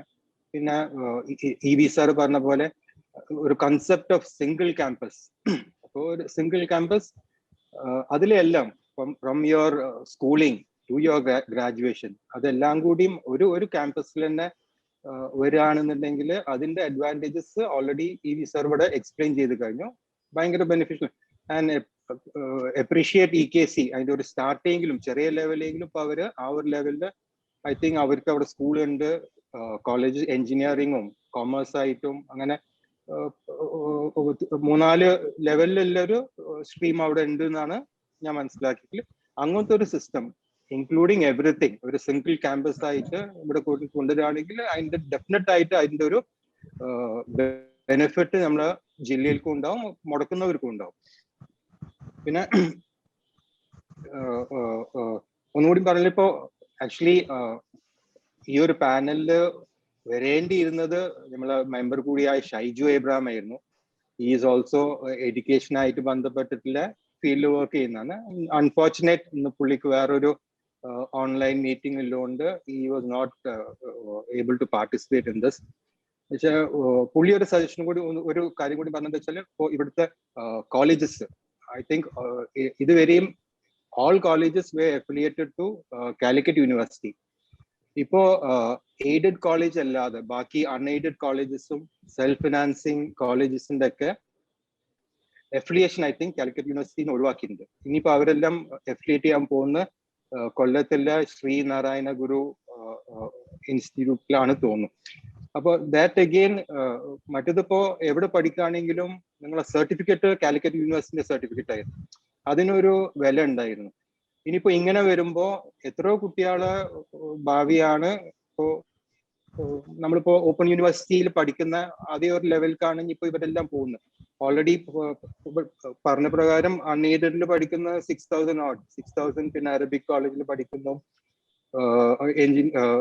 ആ ഒരു കാറ്റഗറിയിലൊക്കെ പഠിക്കുന്ന കുട്ടികൾ അത്രയും അവരൊക്കെ ഇനിയിപ്പോ അവർക്ക് സർട്ടിഫിക്കറ്റ് കിട്ടാൻ പോകുന്ന ഈ ശ്രീനാരായണ ഗുരു ഓപ്പൺ യൂണിവേഴ്സിറ്റി ഉണ്ടായിരിക്കും. അതിന്റെ ഇനി ആ ഒരു കാറ്റഗറിയിലുള്ള കുട്ടികൾക്കും കൂടി ഇവിടെ അത്രക്കും സീറ്റ് ഇനി കുറവായിരിക്കും. +2ന്റെ കാര്യത്തിലാണ് ഇപ്പോ പണ്ടത്തെ ആ പ്രീ ഡിഗ്രി മാറിയതിന് ശേഷം ഇപ്പോൾ ഈ +2 സിസ്റ്റം ആയത് കൂടി തന്നെ എത്രയോ ഷോർട്ടേജ് ആണ് ഇപ്പൊ നമ്മുടെ ജില്ലയിലുള്ളത്. ബാക്കി ഡിസ്ട്രിക്റ്റിലൊക്കെ അവർ അലോട്ടഡ് കോട്ടയിൽ വെച്ചാൽ ഐ തിങ്ക് അറ്റ്ലീസ്റ്റ് 10 or 15% ബാക്കിയാണ് വരുന്നത്. അതേ സ്ഥലത്ത് മലപ്പുറത്ത് അത്രക്കും ഷോർട്ടേജ് ആണ് വരുന്നത്. ഈ 12th സ്റ്റാൻഡേർഡ് കഴിഞ്ഞാല് പഠിക്കാനുള്ള ഇൻസ്റ്റിറ്റ്യൂഷൻസ് 10th വരെ മിക്കവാറും എല്ലാ സ്കൂളിലും ആ 10th കഴിഞ്ഞാല് അവര് തന്നെ ഒരു +2ന്റെ ഒരു കോഴ്സിന് they are not coming forward. അപ്പൊ അതും കൂടിയൊക്കെ ശരിക്കും വേണമെന്നാണ് എന്റെ അഭിപ്രായം. ഈ ഷോർട്ടേജ് ഒക്കെ I think we will be able to overcome. ബാക്കി എല്ലാ കാര്യങ്ങളും ഓൾമോസ്റ്റ് എല്ലാം ഇവിടെ കവർ ചെയ്തിട്ടുണ്ട് തോന്നുന്നു. I think I'll finish with this. Thank you. Thank you very much, Babu. കാര്യങ്ങളെല്ലാം വീണ്ടും ബാബുവിൻ്റെ നിന്ന് റിപ്പീറ്റ് ചെയ്ത് കേൾക്കാൻ പറ്റി സെഷൻസ് ഉണ്ട്. നെക്സ്റ്റ് നമ്മളുടെ പാർട്ടിസിപ്പൻസിന് ആർക്കെങ്കിലും എന്തെങ്കിലും അഭിപ്രായങ്ങളോ ക്വസ്റ്റ്യൻസോ ഉണ്ടെന്നുണ്ടെങ്കിൽ ഇപ്പോൾ ചോദിക്കാം. ഇല്ലാന്നുണ്ടെങ്കിൽ ഞാൻ നേരിട്ട് നമ്മുടെ പ്രസിഡന്റിനെ ഇൻവൈറ്റ് ചെയ്യുകയാണ്. Probably he will have something to contribute to these subjects. പാർട്ടിസിപ്പൻസിന് ആരെങ്കിലും ഉണ്ടോ നമ്മുടെ ചേംബർ മെമ്പേഴ്സിന്? ഉണ്ടെങ്കിൽ ഒന്ന്. സർ, ഞാൻ സലീം ഒന്ന് ഇടപെട്ടോട്ടെ? Yes, hello. Okay, please. ഇപ്പൊ അവസാനം പറഞ്ഞ കാര്യമുണ്ടല്ലോ, നമ്മുടെ പിന്നെ പ്രൈവറ്റ് കോഴ്സുകളൊക്കെ, പ്രൈവറ്റ് കോളേജിന്റെ കോഴ്സുകൾ ശ്രീനാരായണ ഗുരു ഓപ്പൺ യൂണിവേഴ്സിറ്റിയിലേക്ക് പോകുന്നില്ല. അത് കറസ്പോണ്ടൻസ് കോഴ്സുകളാണ് അതിലേക്ക് പോകുന്നത്. മീൻസ് പ്രൈവറ്റ് ആയിട്ട് കുട്ടികൾ ഇപ്പൊ കാലിക്കറ്റ് യൂണിവേഴ്സിറ്റിയിൽ രജിസ്റ്റർ ചെയ്തിട്ട് പ്രൈവറ്റ് ആയിട്ട് പരീക്ഷ എഴുതുന്ന ഒരു സിസ്റ്റം ഉണ്ടായിരുന്നു. അവർക്ക് കറസ്പോണ്ടൻസ് കോഴ്സ് ആയിട്ടാണ് സാർ നൽകുന്നത്. ഡിസ്റ്റൻസ് എഡ്യൂക്കേഷന്റെ കീഴിലാണ് നൽകിയിരുന്നത്. ആ ഡിസ്റ്റൻസ് എഡ്യൂക്കേഷൻ കംപ്ലീറ്റ് ഇപ്പൊ ശ്രീനാരായണ ഗുരു ഓപ്പൺ യൂണിവേഴ്സിറ്റിയിലേക്ക് മാറ്റിയിട്ടുണ്ട്. നമ്മുടെ സെൽഫ് ഫിനാൻസിങ് കോളേജുകളുടെ അഫിലിയേഷൻ ഇപ്പോഴും കാലിക്കറ്റ് യൂണിവേഴ്സിറ്റി തന്നെയാണ്. പക്ഷെ ന്യൂ എഡ്യൂക്കേഷൻ പോളിസി വരുന്നതോടുകൂടെ ഓരോ കോളേജുകളും അത്ര ഓട്ടോണമസ് കോളേജായിട്ട് മാറേണ്ടി വരും, പ്രൈവറ്റ് യൂണിവേഴ്സിറ്റി ആയിട്ട് മാറേണ്ടി വരും. അല്ലാതെ ഓപ്പൺ യൂണിവേഴ്സിറ്റിയിലേക്ക് ഇപ്പോഴത്തെ കോളേജുകൾ പോകുന്ന പ്രശ്നം വരുന്നില്ല. Thank you sir. നമ്മുടെ പാർട്ടിസിപ്പൻസ്, നമ്മുടെ ഓഡിയൻസ് ആർക്കെങ്കിലും എന്തെങ്കിലും കോൺട്രിബ്യൂട്ട് ചെയ്യണോ? So I invite our president. എനിക്കൊരു കാര്യം കൂടെ പറയണം. Okay, please please. ഒരു കാര്യം ഞാൻ നേരത്തെ മിസ്റ്റർ ഷിഹാബ് പറഞ്ഞ ഒരു പോയിന്റ്, ഞാനത് എൻ്റെ ഒരു എക്സ്പീരിയൻസിൽ എനിക്ക് അതൊന്നും കൂടി ഒന്ന് വിശദമായിട്ട് പറയണമെന്നുണ്ട്. പുള്ളി പറഞ്ഞ കാര്യം ഞാൻ 100% അതിനോട് യോജിക്കുകയാണ്. കാരണം നേരത്തെ ആരോ ഒന്ന് ചോദിച്ചു, ഈ സൂപ്പർ സ്പെഷ്യാലിറ്റി ഫെസിലിറ്റീസ് എന്താണ് മലപ്പുറം ജില്ലയിൽ കുറവാണല്ലോ എന്നുള്ളത്. അതിനുള്ളൊരു മെയിൻ കാരണം എൻ്റെ ഒരു എക്സ്പീരിയൻസിൽ, എൻ്റെ അടുത്ത് പലപ്പോഴും എൻ്റെ വെൽവിഷേഴ്സ് ഒക്കെ ചോദിക്കും, എന്താണ് നിങ്ങൾ യൂറോളജിസ്റ്റിനെ ഇങ്ങോട്ട് കൊണ്ടുവരാത്തത്, ഡിപ്പാർട്ട്മെന്റ് യൂറോളജി മലപ്പുറം ജില്ലയിൽ ആവശ്യമാണ് എന്നൊക്കെ. സത്യം പറഞ്ഞാൽ ഞാൻ വേറൊരു പ്രോമിനന്റ് ഹോസ്പിറ്റലിൽ നിന്ന് ഒരു 2 യൂറോളജിസ്റ്റിനെ ഒരു ടീമായിട്ട് മഞ്ചേരിയിൽ കൊരമ്പേൽ ഹോസ്പിറ്റലിലേക്ക് ഞാൻ ക്ഷണിച്ചു. അവർക്ക് അവിടെ കിട്ടുന്ന ശമ്പളത്തിന്റെ കൂടുതൽ ഞാൻ ഓഫർ ചെയ്തു, അവർക്ക് ഫ്രീ ഹൗസിങ് ഓഫർ ചെയ്തു. എന്നിട്ടായിക്കോട്ടെ, ആലോചിക്കട്ടെ, പിടിക്കട്ടെ എന്നൊക്കെ പറഞ്ഞ് ഫൈനലി അവർ വന്നില്ല. പിന്നെ ഒരു അവസരത്തിൽ ഞാൻ അവരെ കണ്ടുപിട്ടുകയും ചോദിച്ചു, അല്ല എന്താ നിങ്ങൾ അന്ന് ഞാൻ ഇങ്ങനെയൊക്കെ ഓഫർ ചെയ്ത് നിങ്ങൾ വരാതിരിക്കാൻ കാരണം? അപ്പൊ അവര് പറഞ്ഞതിൽ അത് വളരെ ശരിയാണെന്ന് തോന്നി. അവര് പറഞ്ഞത്, ഈ മലപ്പുറം ജില്ലയിൽ ഞങ്ങൾ മഞ്ചേരിയിൽ ഞങ്ങൾ വന്ന് അവിടെ കൊണ്ട് ഞങ്ങളൊക്കെ അന്ന് അന്വേഷിച്ചു. ഒന്നാമത് നേരത്തെ മിസ്റ്റർ ഷിഹാബ് പറഞ്ഞ പോലെ നല്ലൊരു വീട് വാടകയ്ക്ക് കിട്ടാനില്ല, കുട്ടികളെ എഡ്യൂക്കേഷന് നല്ലൊരു സ്കൂളില്ല. അവിടെ ആകെ 3-4 എന്തൊക്കെയോ സ്കൂളുകളുണ്ട്. ഇപ്പോൾ കുട്ടികൾ പഠിക്കുന്ന സ്കൂളിന്റെ ഒരു അടുത്തൊന്നും എത്താത്തൊരു സ്റ്റാൻഡേർഡ്സ് ഉള്ള സ്കൂളുകൾ. പിന്നെ അവർ ചോദിക്കേണ്ടത് ഒരു സോർട്ട് ഓഫ് എന്റർടൈൻമെന്റിന് എന്താണ് മഞ്ചേരി ഉള്ളത്? അവിടെ നല്ല റെസ്റ്റോറൻറ്റ്സ് ഇപ്പോൾ ഫാമിലി ആയിട്ട് പോയിട്ട് ഭക്ഷണം കഴിക്കാനില്ല, നല്ല ഷോപ്പിംഗ് ഇല്ല, ഒരു ക്ലബും കൂടി ഇല്ല വൈകുന്നേരം പോയിട്ടൊന്ന് റിലാക്സ് ചെയ്യാൻ. അങ്ങനത്തെ ഒക്കെ ഒരു സിറ്റുവേഷനിൽ ഇതെല്ലാം ഞങ്ങൾ ഫുൾ ടൈം അവിടെ ഹോസ്പിറ്റലിൽ വർക്ക് ചെയ്യേണ്ട ഒരു ഇതല്ലേ. അല്ലാതെ ഇപ്പോൾ നമുക്കിപ്പോൾ ഒരു എന്റർടൈൻമെന്റ്, നമുക്കൊരു റിലാക്സേഷൻ ഒക്കെ വേണ്ടേ? അതൊന്നും ഇല്ലാത്തതുകൊണ്ട് ഇങ്ങനെ മടിച്ചു നിൽക്കുകയാണ്. കാരണം അവരൊക്കെ യങ്സ്റ്റേഴ്സ് ആണ്. ആകെ ഇപ്പം സൂപ്പർ സ്പെഷ്യാലിറ്റി ഡിഗ്രി MCH ഒക്കെ എടുത്താൽ ഓല് ദേറോൾ അണ്ടർ 40. അവർക്ക് അവരുടേതായിട്ടുള്ള ഒരു ലൈഫും ഒരു ഫാമിലി എന്റർടൈൻമെന്റും വൈകുന്നേരം പോയാലും റിലാക്സ് ചെയ്യാൻ ഒരു ക്ലബ് ലൈഫ് പോലെ കളി, ഷട്ടിൽ അല്ലെങ്കിൽ അങ്ങനത്തെ ഒക്കെ അതൊക്കെയാണ് അവർക്ക് ഈക്വലി ഇമ്പോർട്ടന്റ്. അത് നമ്മുടെ ജില്ലയിൽ നമുക്ക് പ്രൊവൈഡ് ചെയ്യാനില്ല. നേരത്തെ മിസ്റ്റർ ഷിഹാബ് പറഞ്ഞ പോലെ ഞാൻ അത് 100% അഗ്രി വിത്ത്. അത് പറയാൻ വേണ്ടിയിട്ട്. Thank you sir. വേറെ ഇനി ആർക്കാ? Next mister EV Abdurahman. സാറേ, എനിക്ക് അതുമായി കൂടുതൽ ഒന്നും പറയാനില്ല. നമുക്ക് ഈ വക കാര്യങ്ങൾ 100% ഒരു കൃത്യതയിലൂടെ കൂടെ, ഞാൻ നേരത്തെ പറഞ്ഞ രാഷ്ട്രീയ പൊളിറ്റിക്സിന് ഭയങ്കര സ്കോപ്പുള്ള ഒരു ജില്ലയാണ് മലപ്പുറം. എന്നിട്ട് പോലും അവരെ നമുക്കൊന്ന് കൃത്യമായി ഒന്ന് ഡിസൈൻ ചെയ്ത് അവർക്കത് കൊടുക്കാൻ കഴിഞ്ഞാൽ അത് നന്നായി. ഇപ്പൊ പണ്ടത്തെ പോലെ പ്രതിപക്ഷത്തിരുന്നാലും നല്ല കാര്യങ്ങളാ പറയുന്നത് വെച്ചാൽ അത് എടുക്കാനും കൊണ്ടുപോകാനൊക്കെ 15 MLA-മാരുടെ ഒരു കൂട്ടായ്മ ഉണ്ട്. ഇതൊക്കെ ഒന്ന് നന്നായിട്ട് ഒരു DPR, ജില്ലക്ക് ഒരു DPR തയ്യാറാക്കി കൊടുത്താൽ, കാരണം മറ്റ് ഗവൺമെന്റിനെ സംബന്ധിച്ചിടത്തോളം ഒരു കോമൺ വ്യൂ ആണ് ഉണ്ടാവുക. അവർ മലപ്പുറത്തിന് സ്പെഷ്യൽ പാക്കേജ് ഒന്നും ഉണ്ടാവില്ല. ആ സമയത്ത് മലപ്പുറത്തെ ജനങ്ങൾക്ക് സാമ്പത്തികമായിട്ടും കച്ചവടത്തിലും ഒക്കെ പ്രത്യേക ഒരു ഇൻട്രസ്റ്റ് ഉള്ളത് കൊണ്ട് നമ്മളത് അവതരിപ്പിച്ചു കൊടുത്താൽ നമുക്ക് തന്നെയും അത് ചെയ്യാനുള്ള, നേരത്തെ ഷിഹാബ് സാർ പറഞ്ഞതുപോലെ ഈ ഫോറിൻ യൂണിവേഴ്സിറ്റി ആയിട്ട് ടൈപ്പ്, അതുപോലെ ഹെൽത്ത് രംഗത്ത് ഫോറിൻ ആളുകളെ ടൈപ്പ്, ഇങ്ങനെ അല്ലാതെ നമുക്ക് രക്ഷപ്പെടാൻ കഴിയില്ല. അപ്പൊ അതിനെ നമ്മൾ ഫോഴ്സ്ഫുള്ളി കൊണ്ടുവന്ന് മെല്ലെ മെല്ലെ മെല്ലെ നമ്മുടെ ഒരു ആ ഇംപ്ലിമെന്റേഷന് നമ്മൾ കാര്യമായിട്ട് ശ്രമിക്കണം. ഒരു 4-5 വർഷം ചിലപ്പോൾ ബുദ്ധിമുട്ടേണ്ടി വരും, എന്നാലും നമുക്കത് നേടിയെടുക്കാൻ കഴിയുമെന്ന് എനിക്ക് തോന്നുന്നത്. കാരണം എല്ലാവർക്കും ബിസിനസ്സിന് ഒരു പ്രത്യേക രീതിയുണ്ട്. ഓരോ ജനങ്ങളും അതിന് ഇൻട്രസ്റ്റ് കാണിക്കുമ്പോൾ അവർ ആ നിലക്ക് നമ്മുടെ കൂടെ നിൽക്കുമെന്നാണ് എനിക്ക് തോന്നുന്നത്. അതുകൊണ്ട് രാഷ്ട്രീയത്തിന്റെ പ്രധാനപ്പെട്ട ആ സോഴ്സ് ഉപയോഗപ്പെടുത്തി 15 MLA-മാർ ഇതുപോലെ നമ്മുടെ ചർച്ച കേൾപ്പിച്ച് നമ്മൾ ജില്ലക്ക് ഒരു DPR തയ്യാറാക്കി, അത് ഇത്രയും കാര്യങ്ങൾ, ഹെൽത്തിന് ഇന്ന പ്രശ്നങ്ങൾ, എഡ്യൂക്കേഷനിൽ ഇന്ന പ്രശ്നങ്ങൾ, കോസ്റ്റ്, ഇങ്ങനെയുള്ളൊരു ലെവലിലേക്ക് നീങ്ങണമെന്നാണ് എനിക്ക് പറയാനുള്ളത്. അങ്ങനെ നീങ്ങിയാൽ ആ DPR-ന് വളരെ ഗുണം ചെയ്യും എന്ന് തന്നെയാണ് എനിക്ക് പറയുന്നത്. നമ്മുടെ special guest mister T Salim സാറിന് എന്തെങ്കിലും കോൺട്രിബ്യൂട്ട് ചെയ്യാൻ? അല്ല, പ്രത്യേകിച്ച് നല്ല നിർദ്ദേശങ്ങളാണ് ശേഷം വന്നതൊക്കെ. ഇതിൽ നേരത്തെ പറഞ്ഞു ചില എഞ്ചിനീയറിംഗ് കോളേജിലൊക്കെ സീറ്റുകൾ ഒഴിവായി കിടക്കുന്നുള്ളത്. എന്തുകൊണ്ടാണ് ചോദിച്ചു കഴിഞ്ഞാൽ ഇപ്പൊ കുട്ടികൾ പണ്ടത്തെ പോലെയല്ല. ക്വാളിറ്റി ഉള്ള സ്ഥലത്ത് മാത്രമേ കുട്ടികൾ എൻട്രി ചെയ്യൂ. നിങ്ങൾ കോളേജ് തുറന്നു വെച്ചുകൊണ്ട് മാത്രം കുട്ടികൾ വരില്ല. അതുപോലെ തന്നെ ഒരു സ്കൂളിന്റെ ഒക്കെ ഒരു ക്വാളിറ്റി പറയുമ്പോൾ ഇപ്പൊ കേരളത്തിലെ ആദ്യത്തെ ഒരു 10 ബെസ്റ്റ് സ്കൂൾ എടുത്താൽ മലപ്പുറത്തൊന്നും ഉണ്ടോ? ഇല്ല എന്ന് പറയാം. ഇനി പ്രൈവറ്റ് സെൽഫ് ഫിനാൻസിങ് കോളേജുകൾ, കേരളത്തിലെ ബെസ്റ്റ് പ്രൈവറ്റ് സെൽഫ് ഫിനാൻസിങ് കോളേജുകൾ എടുത്തു കഴിഞ്ഞാൽ ഒരു 10 എടുക്കുകയാണെങ്കിൽ മലപ്പുറത്ത് ഏതാ ഉള്ളത്? ഇതാണ് പ്രശ്നം. നമുക്ക് കുറെ ഇൻസ്റ്റിറ്റ്യൂട്ട് ഉണ്ടെന്ന് പറഞ്ഞത് ക്വാളിറ്റി ബേസ് ഉള്ള സ്ഥാപനങ്ങളൊക്കെ വളരെ താഴെ തന്നെയാണ്. നമ്മുടെ ക്വാളിറ്റി ഉറപ്പുവരുത്തിയാൽ മാത്രമേ നമ്മുടെ ഇന്ത്യക്ക് ഉറപ്പുവരുത്താൻ പറ്റുള്ളൂ. കോളേജുകൾ സീറ്റ് ഒഴിവാക്കി കിടക്കുന്നത് കോളേജിൽ ക്വാളിറ്റി ഇല്ലാത്തതുകൊണ്ടാണ്. നേരത്തെ ഇവിടെ സാർ പറഞ്ഞു, പിന്നെ ഡോക്ടർ സാർ പറഞ്ഞു മഞ്ചേരിയിൽ ഡോക്ടേഴ്സ് ഒക്കെ വരുന്നത്. അപ്പൊ ബെസ്റ്റ് സ്കൂളുകളില്ല. മാത്രമല്ല CBSE സിലബസ് സ്കൂൾ തന്നെയുള്ളൂ. ICSE സിലബസിൽ സ്കൂൾ എത്ര ഉണ്ട് ഇവിടെ നമുക്ക്? ബ്രിട്ടീഷ് സിലബസിലെ സ്കൂൾ എത്ര ഉണ്ട് നമുക്ക്? അത്ര സ്കൂൾ കാണാനില്ലല്ലോ മലപ്പുറത്ത്. അപ്പൊ അത്തരം മേഖലകളിലൊക്കെയുള്ള സ്ഥാപനങ്ങൾ ഒക്കെ നമുക്ക് വരേണ്ടതുണ്ട്. നിലവിലുള്ള സ്ഥാപനങ്ങളുടെ ക്വാളിറ്റിയും വർദ്ധിപ്പിക്കേണ്ടതുണ്ട്. എങ്കിലേ പുതിയ തലമുറയ്ക്ക് അനുസരിച്ച് മുമ്പോട്ട് പോകാൻ കഴിയും. ഏതായാലും ചാമ്പർ ഓഫ് കൊമേഴ്സിന്റെ ഇത്തരത്തിലുള്ള എഫേർട്ടിനെ ഞാൻ അഭിനന്ദിക്കുന്നു. കൂടെ കുറച്ചു നേരം സംവദിക്കാൻ പറ്റുന്ന സന്തോഷമുണ്ട്. Thank you. ഞാൻ ഓഡിയൻസിന്റെ കൂടെ നിന്ന് അമീത് കുരുക്കൾക്ക് എന്തെങ്കിലും കോൺട്രിബ്യൂട്ട് ചെയ്യണ്ടോ? അമീത് കുരുക്കൾ.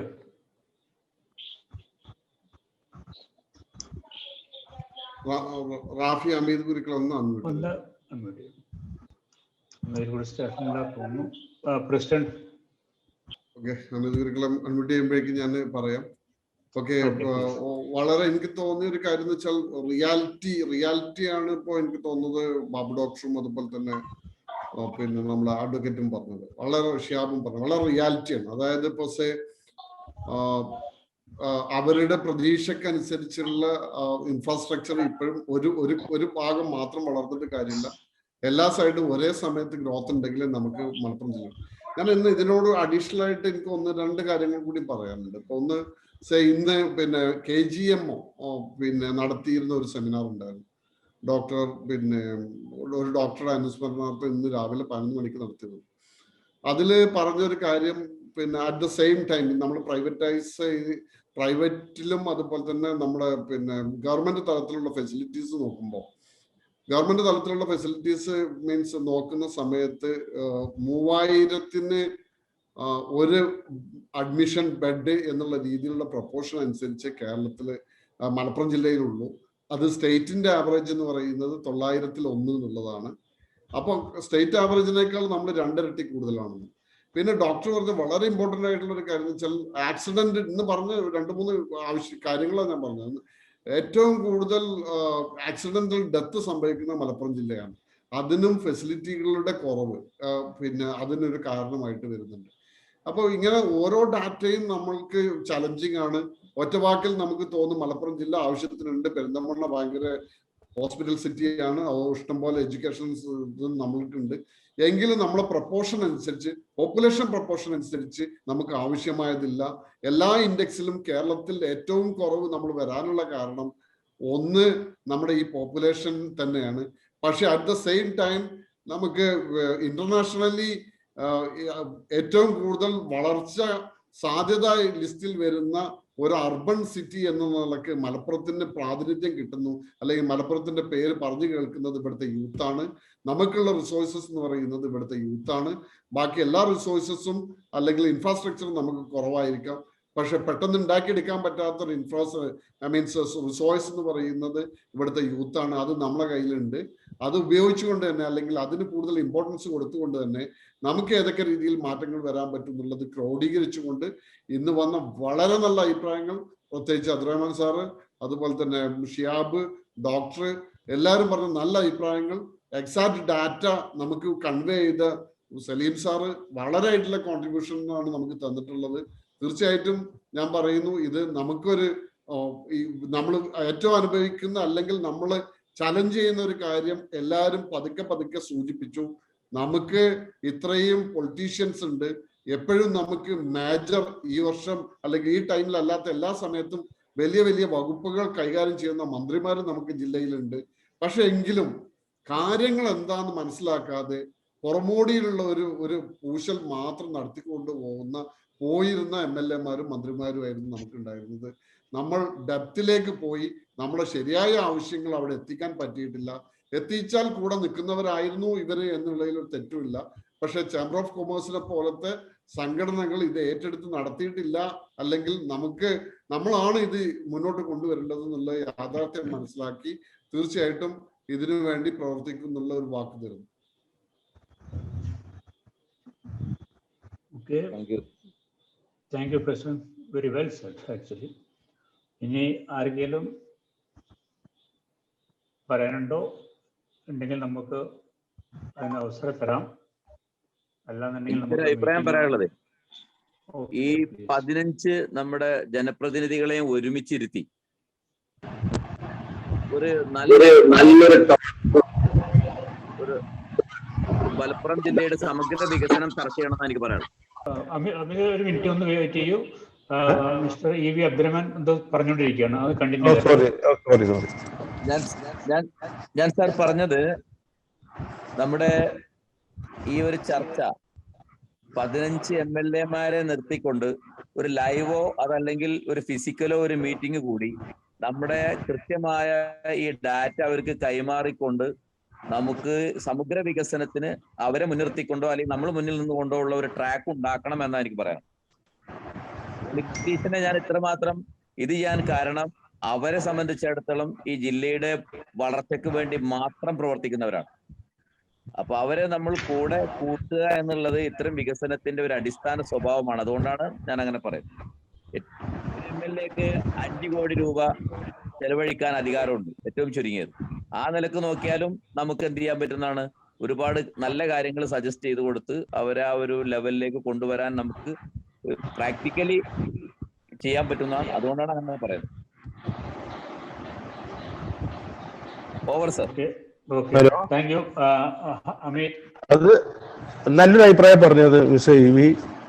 നമുക്കൊരു റിസപ്ഷൻ കൊടുക്കാൻ ആദ്യം തീരുമാനിച്ചിട്ടുണ്ടെന്ന് മനസ്സിലാക്കാൻ സാധിച്ചത്, എല്ലാവരും വിളിച്ചിട്ട്. ഞാൻ പറയുന്നത് വെച്ചാൽ നമ്മളൊരു ബേസിക് ഇൻഫ്രാസ്ട്രക്ചർ ഉണ്ടാക്കണമല്ല, അതാണല്ലോ നമ്മുടെ ഡ്യൂട്ടി. നമ്മളിത് കാലാകാലം ബാക്ക്വേർഡ് പറഞ്ഞ് നടന്നാൽ ഇനി ബാക്ക്വേർഡ് തന്നെ ആവുള്ളൂ. നമ്മളങ്ങനെ ബാക്ക്വേർഡ് ഒന്നും അല്ല നമ്മൾ ബാക്കിയുള്ള ജില്ലകളെ മറ്റ് കമ്പയർ ചെയ്യുമ്പോൾ. പിന്നെ നമ്മൾ എന്താ ഇവിടെ എന്ത് ചെയ്തു കൊടുക്കുന്നത്, അത് ജനങ്ങൾ അത് ആക്സെപ്റ്റ് ചെയ്യുന്നുണ്ട്, അതുകൂടി നമ്മൾ മനസ്സിലാക്കണം. നെഗറ്റീവ് ഇതിലൊന്നും കാണുന്നില്ല. നമ്മളെ ആൾക്കാർക്ക് പെട്ടെന്ന് നമ്മളത് പറയുമ്പോൾ അത് ഉൾക്കൊള്ളുന്നുണ്ട്. അതൊക്കെ നമ്മളെ ഒരു ബെനിഫിറ്റ് ആയിട്ട് കണക്കാക്കണം. നമ്മളെ റോൾ എന്താ, MCCന്റെ റോൾ എന്താണ്? അപ്പൊ നമ്മളിപ്പോ ഒരിക്കലും നമുക്ക് ഒരു വോട്ട് ബാങ്ക്, അതാണ് ഇനി നമുക്ക് നോക്കേണ്ടത്. നമുക്കൊരു വോട്ട് ബാങ്ക് ഉണ്ടാക്കണം. അവര് രാഷ്ട്രീയം എന്ന് പറഞ്ഞാൽ കളിയാക്കാണ് ബാക്കി രാഷ്ട്രീയക്കാര്. അതല്ല ശരി, നമുക്ക് ഉണ്ടാക്കണം, എന്നാലേ നമ്മളെ മൈൻഡ് ചെയ്യുള്ളൂ. അല്ലാതെ നമ്മളെ അവർക്കൊക്കെ ഒരു ലിമിറ്റ് ഉണ്ട്. അത് പ്രകാരം ഈ പൊളിറ്റീഷ്യൻസ് ചെയ്യാൻ പറ്റുള്ളൂ. പക്ഷെ നമുക്കതില്ല. നമുക്ക് എവിടെ ആരോട് എന്തും തുറന്നു പറയാം. അതിന് പറ്റിയ ഒരു പ്രസിഡന്റ് ഇപ്പൊ നമുക്കുണ്ട്. അത് നമുക്ക് എന്താ വെച്ചാല് ഫസ്റ്റിൽ ഇപ്പൊ ബാബു ഡോക്ടർ പറഞ്ഞ വളരെ വാസ്തവ, ഒരു കാർഡിയോളജിസ്റ്റ് മഞ്ചേരി ഒന്നും നിൽക്കില്ല. അപ്പൊ നമുക്ക് എന്താ നിയറസ്റ്റ് സിറ്റി കോഴിക്കോട് ഉണ്ടല്ലോ, കോഴിക്കോട് നമുക്ക് എങ്ങനെ പോകണം? ആദ്യം ഇവിടുത്തെ വഴികളോ ശരിയാക്കണ്ടേ, നമുക്ക് റോഡ് ട്രാൻസ്പോർട്ടേഷൻ. അതിന് നമ്മളൊക്കെ ഇപ്പം തന്നെ മെനക്കെടണം. നമ്മളൊരു മിനിമം ഒരു മോണോറെയിൽ സിസ്റ്റം കൊണ്ടുവരണം മലപ്പുറം ജില്ലയിൽ. മലപ്പുറം ജില്ലയിലെ എല്ലാ ടൗണുകളും, ഇവിടെ ഒരു കുഗ്രാമല്ല, നമ്മളിങ്ങനെ റൂറൽ ഏരിയ എന്ന് പറയാന്നല്ലാതെ ഇല്ല. എവിടെയും പോയാലും അവിടെ എല്ലാം അവൈലബിൾ ആണ്. ഇപ്പൊ നമ്മളെ ബിസിനസ് സംബന്ധിച്ച് പറയുകയാണെങ്കിൽ ഇപ്പൊ മഞ്ചേരി ടൗണിക്കൊന്നും ആൾക്കാർ വരുന്നില്ല. കാരണം നമ്മളെ എല്ലാ ഏരിയകളിലും ഇതൊക്കെ എല്ലാ സാധനങ്ങളും കിട്ടാൻ തുടങ്ങി. കാരണം എല്ലാ സ്ഥലത്തും ഇപ്പൊ സൂപ്പർ മാർക്കറ്റ് ഉണ്ട്, മിനി സൂപ്പർ മാർക്കറ്റും മറ്റും ഇതൊക്കെ. എഡ്യൂക്കേഷന്റെ കാര്യത്തിലും അതുപോലെ തന്നെ ഇപ്പൊ ഗവൺമെന്റ് സ്കൂളും LP സ്കൂളും മറ്റതൊക്കെ വളരെയധികം സ്മാർട്ട് ക്ലാസ് റൂമായി മാറിയിട്ടുണ്ട്. അത് നിങ്ങൾക്ക് നോക്കാം. ഇവിടെ മലപ്പുറം ജില്ലയിലൊക്കെ സ്റ്റാർട്ട് ചെയ്തു, മഞ്ചേരിയിലുണ്ട്, പല സ്ഥലത്തും ഉണ്ട്. അതുകൊണ്ട് നമ്മളെ MCCക്ക് എന്ത് ചെയ്യാൻ പറ്റും, അതാണ് നമ്മൾ ആലോചിക്കേണ്ടത്. നമ്മൾ ഒന്ന് ഇരുന്നിട്ട് നമുക്ക് തീരുമാനം എടുക്കണം. എല്ലാ വിഭാഗത്തിൽ നിന്നും ആൾക്കാരെ വിളിച്ചിട്ട് ഇതിന്റെ ഇപ്പൊ ഹെൽത്തും എഡ്യൂക്കേഷനാണ്, രണ്ടും കൂടി നമുക്ക് ക്ലബ് ചെയ്തുകൊണ്ട് ഇന്ന് വേണ്ടില്ല. രണ്ട് സബ്ജക്റ്റ് ആയിട്ട് നമുക്ക് ഒരിക്കൽ കൂടി നമുക്ക് ഇതിനെ പറ്റി നമുക്ക് ചർച്ച ചെയ്യണമെന്നാണ് ഞാൻ ഉദ്ദേശിക്കുന്നത്. നന്ദി. Thank you mister Amit. ഇനി ആർക്കെങ്കിലും വല്ല ചോദ്യം അല്ലെങ്കിൽ ചോദിക്കാൻ എന്തെങ്കിലും സംശയം വല്ലതും ഷെയർ ചെയ്യാനുണ്ടോ? ഇല്ലെങ്കിൽ നമുക്ക് മഞ്ചേരി നാസർ ഈ ഉണ്ടോ? മീറ്റിംഗ് മഞ്ചേരി നാസറിനെ അൺമ്യൂട്ട് ചെയ്തു. മഞ്ചേരി നാസർ റാഫി മഞ്ചേരി നാസർ പറയൂ. എന്തായാലും പിന്നെ വളരെ ഗംഭീരമായിട്ട് ഇവിയും അതുപോലെ നമ്മളെ സലീം സാറും എല്ലാവരും ഈവൻ അമിത് കുരുക്കൾ അടക്കം ലാസ്റ്റ് അതുപോലെ ഷിയാമേശ്ശേരിയൊക്കെ വളരെ വലിയ ഏറ്റവും എനിക്ക് ഭയങ്കര ബൃഹത്തായ വലിയ വിഷയങ്ങളാണ് ഇപ്പൊ നമ്മളൊക്കെ സംസാരിച്ചുകൊണ്ടിരിക്കുന്നത്. അപ്പൊ എനിക്ക് MCC നമ്മളൊക്കെ ചെയ്യേണ്ടത് അതിനെ ഒന്ന് ഒരു പിന്നെ മിനിമൽ അജൈൽ ആക്കിയ പോലെ സ്റ്റെപ്പ് ബൈ സ്റ്റെപ്പ് അല്ലെങ്കിൽ പ്രയോറിറ്റൈസ് ചെയ്തിട്ട് ഈ കാര്യങ്ങളിലേക്ക് എങ്ങനെ പോകാം എന്നുള്ളത്. കാരണം എല്ലാം വലിയ ആഗ്രഹങ്ങളും വലിയ വിഷനറീസ് ഒക്കെയാണ് എല്ലാവരും പറയുന്നത്. കാരണം ജില്ല ഉണ്ടായി കഴിഞ്ഞതിന് ശേഷം നമ്മൾ ബാക്കിയുള്ള ജില്ലകളൊക്കെ കമ്പയർ ചെയ്യുമ്പോഴാണ് നമ്മളുടെ ഈ ഇത്രയും ജനസംഖ്യ ഉണ്ടായിട്ട് അതിനുള്ള അതിനുള്ള ഫെസിലിറ്റീസ് നമുക്ക് ഇല്ല എന്ന് മനസ്സിലാവുന്നത്. അപ്പം നേരത്തെ പിന്നെ ഇവി പറഞ്ഞതുപോലെ നമ്മള് ഈ ഹോസ്പിറ്റാലിറ്റിയും കാര്യങ്ങളൊക്കെയാണ് മലപ്പുറം ജില്ല ഏറ്റവും മുമ്പിൽ നിൽക്കുന്നത്. അതുപോലെ ഇതിന് വില്ലിങ്നെസ് ഉള്ള കുറെ ആളുകളുണ്ട്, ഇപ്പൊ അമിത് കുരുക്കളൊക്കെ പറഞ്ഞ പോലെ. അപ്പൊ നമ്മൾ ഇതിന് സ്റ്റെപ്പ് ബൈ സ്റ്റെപ്പ് മൂവ്മെന്റിലേക്ക് നല്ലൊരു സ്ട്രാറ്റജി ഉണ്ടാക്കിക്കൊണ്ട് അതിന് ഇപ്പൊ MLA-മാരെ എങ്ങനെ ഒക്കെ ഉപയോഗിച്ചുകൊണ്ട് മുന്നോട്ട് പോകാൻ പറ്റാവുന്ന കുറച്ച് കാര്യങ്ങൾ, അതിന് പറ്റാവുന്ന ടീമിനെയൊക്കെ നമ്മൾ തന്നെ സംഘടിപ്പിക്കുകയോ അതിലേക്കുള്ള ഒരു റിസൾട്ട് കിട്ടാത്ത തക്ക രൂപത്തിലുള്ള ചർച്ചകളും ചിന്തകൾക്കും പോകണമെന്ന് മാത്രമാണ് എനിക്ക് പറയാനുള്ളത്. Thank you very much. Thank you Manjeri Nasar. ഇനി ആർക്കെങ്കിലും വല്ലതും പറയണ്ടോ? സലീം കോട്ടമ്മൽ ഉണ്ട്, വളരെ വിഷൻ ഉള്ള ഒരാളാണ് സലീം കോട്ടമ്മൽ. സലീം കോട്ടമ്മൽ അൺമ്യൂട്ട് ചെയ്ത് കൊടുക്കുന്നു. റാഫി സലീംക നിങ്ങൾ ഉണ്ടല്ലോ അല്ലേ, അവിടെ ലൈനിലുണ്ടല്ലോ. അതുപോലെ തന്നെ യങ്സ്റ്റേഴ്സ് ആയിട്ടുള്ള ജോഷി ഉണ്ട്, പിന്നെ സാസിബ് ഉണ്ട്, അവർക്കും കൂടി ഒരു അവസരം കൊടുക്കുന്നു. പിന്നെ മോഡറേറ്റർ റാഫി ജോഷി ഉണ്ട്, ജോഷിനെയും ഇവരും കൂടി ഒന്ന് അഡ്മിറ്റ് ചെയ്ത് കൊടുക്കും. സമയമുണ്ടല്ലോ നമുക്ക് വേഗം. സാസിബ്, ജോഷി, സലീം കോട്ടമ്മൽ. പ്രസിഡന്റ്, എനിക്ക് വേറൊരു മീറ്റിംഗ് ഉണ്ടായിരുന്നു. എനിക്ക് can I be excused? Can I leave? It's okay, നമുക്ക് ഓക്കെ. പിന്നെ ഇയാളെ ജോഷിനെ ഒന്ന് അഡ്മിറ്റ് ചെയ്യും. ഡോക്ടർക്ക് ലീവ് ചെയ്യണമെന്ന് പറയുന്നുണ്ട്. ഡോക്ടർ ഒന്ന് ലീവ് ചെയ്തോട്ടല്ലേ. ആയിക്കോട്ടെ. Thank you. Thank you very much, doctor. Thank you, Khalid bhai. Thank you for everything. Okay. Thank you very much. Thank you everybody. Thank you all the participants. Thank you. Good night. Good night. Rafi ജോഷിയെ ഒന്ന് unmute ചെയ്ത് കൊടുക്കും. ജോഷി ആവശ്യപ്പെടുന്നുണ്ട്. റാഫി നീ അവിടെ ഉണ്ടോ? Rafi hello,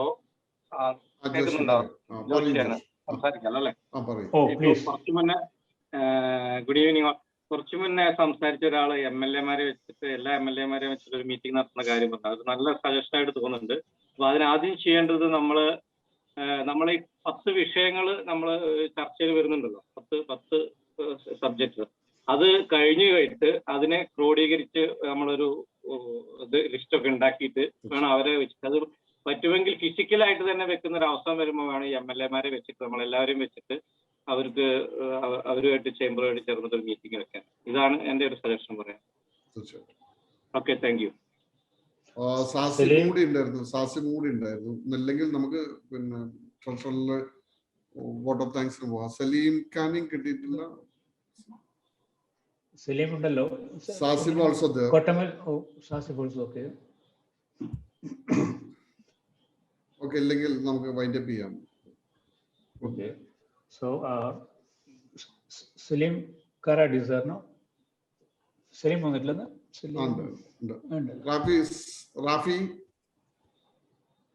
Rafi സലീമിനെ unmute ചെയ്യുന്നു. Salim unmute ചെയ്യൂ. വോട്ട് ഓഫ് താങ്ക്സിന് സലീമിനെ ഇൻവൈറ്റ് ചെയ്യുന്നു. ഹലോ. യെസ്, കേൾക്കാം Salim. Okay, good evening all. ഇന്ന് നടന്ന വെബിനാർ ആരോഗ്യം വിദ്യാഭ്യാസ മേഖലയിൽ ജില്ലയുടെ സാധ്യതകൾ എന്ന വിഷയത്തെ ആസ്പദമാക്കിയിട്ടായിരുന്നു. വളരെ നല്ലൊരു സബ്ജക്റ്റ് ആയിരുന്നു. ഇതിൽ നമ്മുടെ ഇന്നത്തെ ചീഫ് ഗസ്റ്റ് ആയിട്ട് ഇവിടെ എത്തിയത് Salim sir, coordinator Vijayabheri education project Malappuram district panchayat. അദ്ദേഹത്തിന് മലപ്പുറം ചേംബർ ഓഫ് കൊമേഴ്സിന്റെ പേരിൽ വളരെയധികം നന്ദിപൂർവ്വം നന്ദി അറിയിക്കുന്നു. Thank you sir.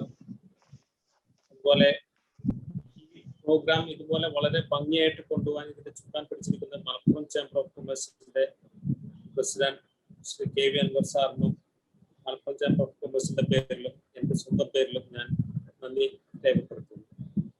അതുപോലെ നമ്മുടെ മോഡറേറ്റർ നമ്മുടെ IPP വലുതാക്കാനെ കുറിച്ച് പറയേണ്ട ആവശ്യം തന്നെ ഇല്ല. എല്ലാവർക്കും സുപരിചിതനാണ്. അദ്ദേഹത്തിനും മലപ്പുറം ചേംബർ ഓഫ് കൊമേഴ്സിന്റെ പേരിൽ നന്ദിയും കടപ്പാടും അറിയിക്കും. അതുപോലെ നമ്മുടെ പാനൽ മെമ്പേഴ്സായ നമ്മുടെ founder president doctor Muhammad Ali Parambel ഏകദേശം ആരോഗ്യ മേഖലയിൽ 50ന്റെ നിറവിൽ നിൽക്കുകയാണ് പറമ്പേൽ ഹോസ്പിറ്റലിൽ. ഇവിടെ ഒരുപാട് കാര്യങ്ങൾ അദ്ദേഹം വിശദീകരിച്ചു തന്നു. എല്ലാവരും അതിൻ്റെതായ രീതിയിൽ തന്നെ എടുത്തിട്ടുണ്ട്. തിരക്കുകൾക്കിടയിൽ ഇവിടെ പങ്കെടുത്ത അദ്ദേഹത്തിനും ഹോസ്പിറ്റൽസിന്റെ പേരിൽ നന്ദിയും കടപ്പാടും അറിയിക്കുന്നു. അതുപോലെ CEO Ilaj ayurvedic hospital Abdurahman sir, അദ്ദേഹത്തിന് മലപ്പുറം ചേംബർ ഓഫ് കൊമേഴ്സിന്റെ പേരിൽ നന്ദിയും കടപ്പാടും അറിയിക്കുന്നു. അതുപോലെ CEO അഡ്വക്കേറ്റ് ഷിയാബ് മേച്ചേരി അവർ ആരോഗ്യ മേഖലയിലും വിദ്യാഭ്യാസ മേഖലയിലും തൻ്റെതായ എന്താ പറയാൻ നോ വേർഡ്സ് ആണ് അതൊക്കെ, എല്ലാ മേഖലയിലും നിശ്ചല സേവനം കാഴ്ചവെക്കുന്ന എറണാകുളം നോളജ് സിറ്റി പോലുള്ള മറ്റുള്ള ഡെന്റൽ കോളേജ് എന്നിവയൊക്കെ ശൈലി എല്ലാം നടത്തുന്ന അദ്ദേഹത്തിനും മലപ്പുറം ചേംബർ ഓഫ് കൊമേഴ്സിന്റെ പേരിൽ നന്ദിയും കടപ്പാടും. അതുപോലെ നമ്മുടെ സെക്രട്ടറി റിയാസ് ബാബുവിനും മലപ്പുറം ചേംബർ ഓഫ് കൊമേഴ്സിന്റെ പേരിൽ നന്ദി പ്രകാശിപ്പിക്കുന്നു. പിന്നെ മറ്റു നമ്മുടെ executive members ED club members, മറ്റ് ഭാരവാഹികൾ എല്ലാവർക്കും, അതുപോലെ നമ്മുടെ ഓഫീസ് സ്റ്റാഫ് എല്ലാവർക്കും മലപ്പുറം ചേംബർ ഓഫ് കൊമേഴ്സിന്റെ പേരിൽ നന്ദി പ്രകാശിപ്പിച്ചുകൊണ്ട് പ്രസിഡന്റിന്റെ അനുമതിയോടുകൂടി വൈൻഡപ്പ് ചെയ്യാൻ ഞാൻ സലീം സാർ ലൈനിലുണ്ടെങ്കിൽ ഒരു കാര്യം കൂടി എനിക്ക് പറയാനുള്ളത്. സലീം സാർ, ഞങ്ങൾ ഇതുമായിട്ട് മുന്നോട്ട് പോകുമ്പോൾ സാറിന്റെ തീർച്ചയായിട്ടും സാറിന്റെ സഹായം ഞങ്ങൾക്ക് നിർബന്ധമായിരിക്കും. കാരണം വെച്ചാൽ പിന്നെ അറിയാലോ സാറിന് ഇതിന് പിന്നെ ഏറ്റവും കൂടുതൽ എനിക്ക് തോന്നുന്നത് ഞങ്ങളെ ഹെൽപ്പ് ചെയ്യാൻ പറ്റുന്ന ഒരാൾ സാറായിരിക്കും. അപ്പൊ സാറിനോട് ഇപ്പൊ അഡ്വാൻസ് ആയി പറയാണ്, സാറിന്റെ സഹായം ഞങ്ങൾക്ക് തീർച്ചയായിട്ടും ആവശ്യമുണ്ടാവും ഫർദർ ഇതായിട്ട് പ്രൊസീഡ് ചെയ്ത് പോകുന്ന സമയത്ത്. തീർച്ചയായിട്ടും. Okay, thank U.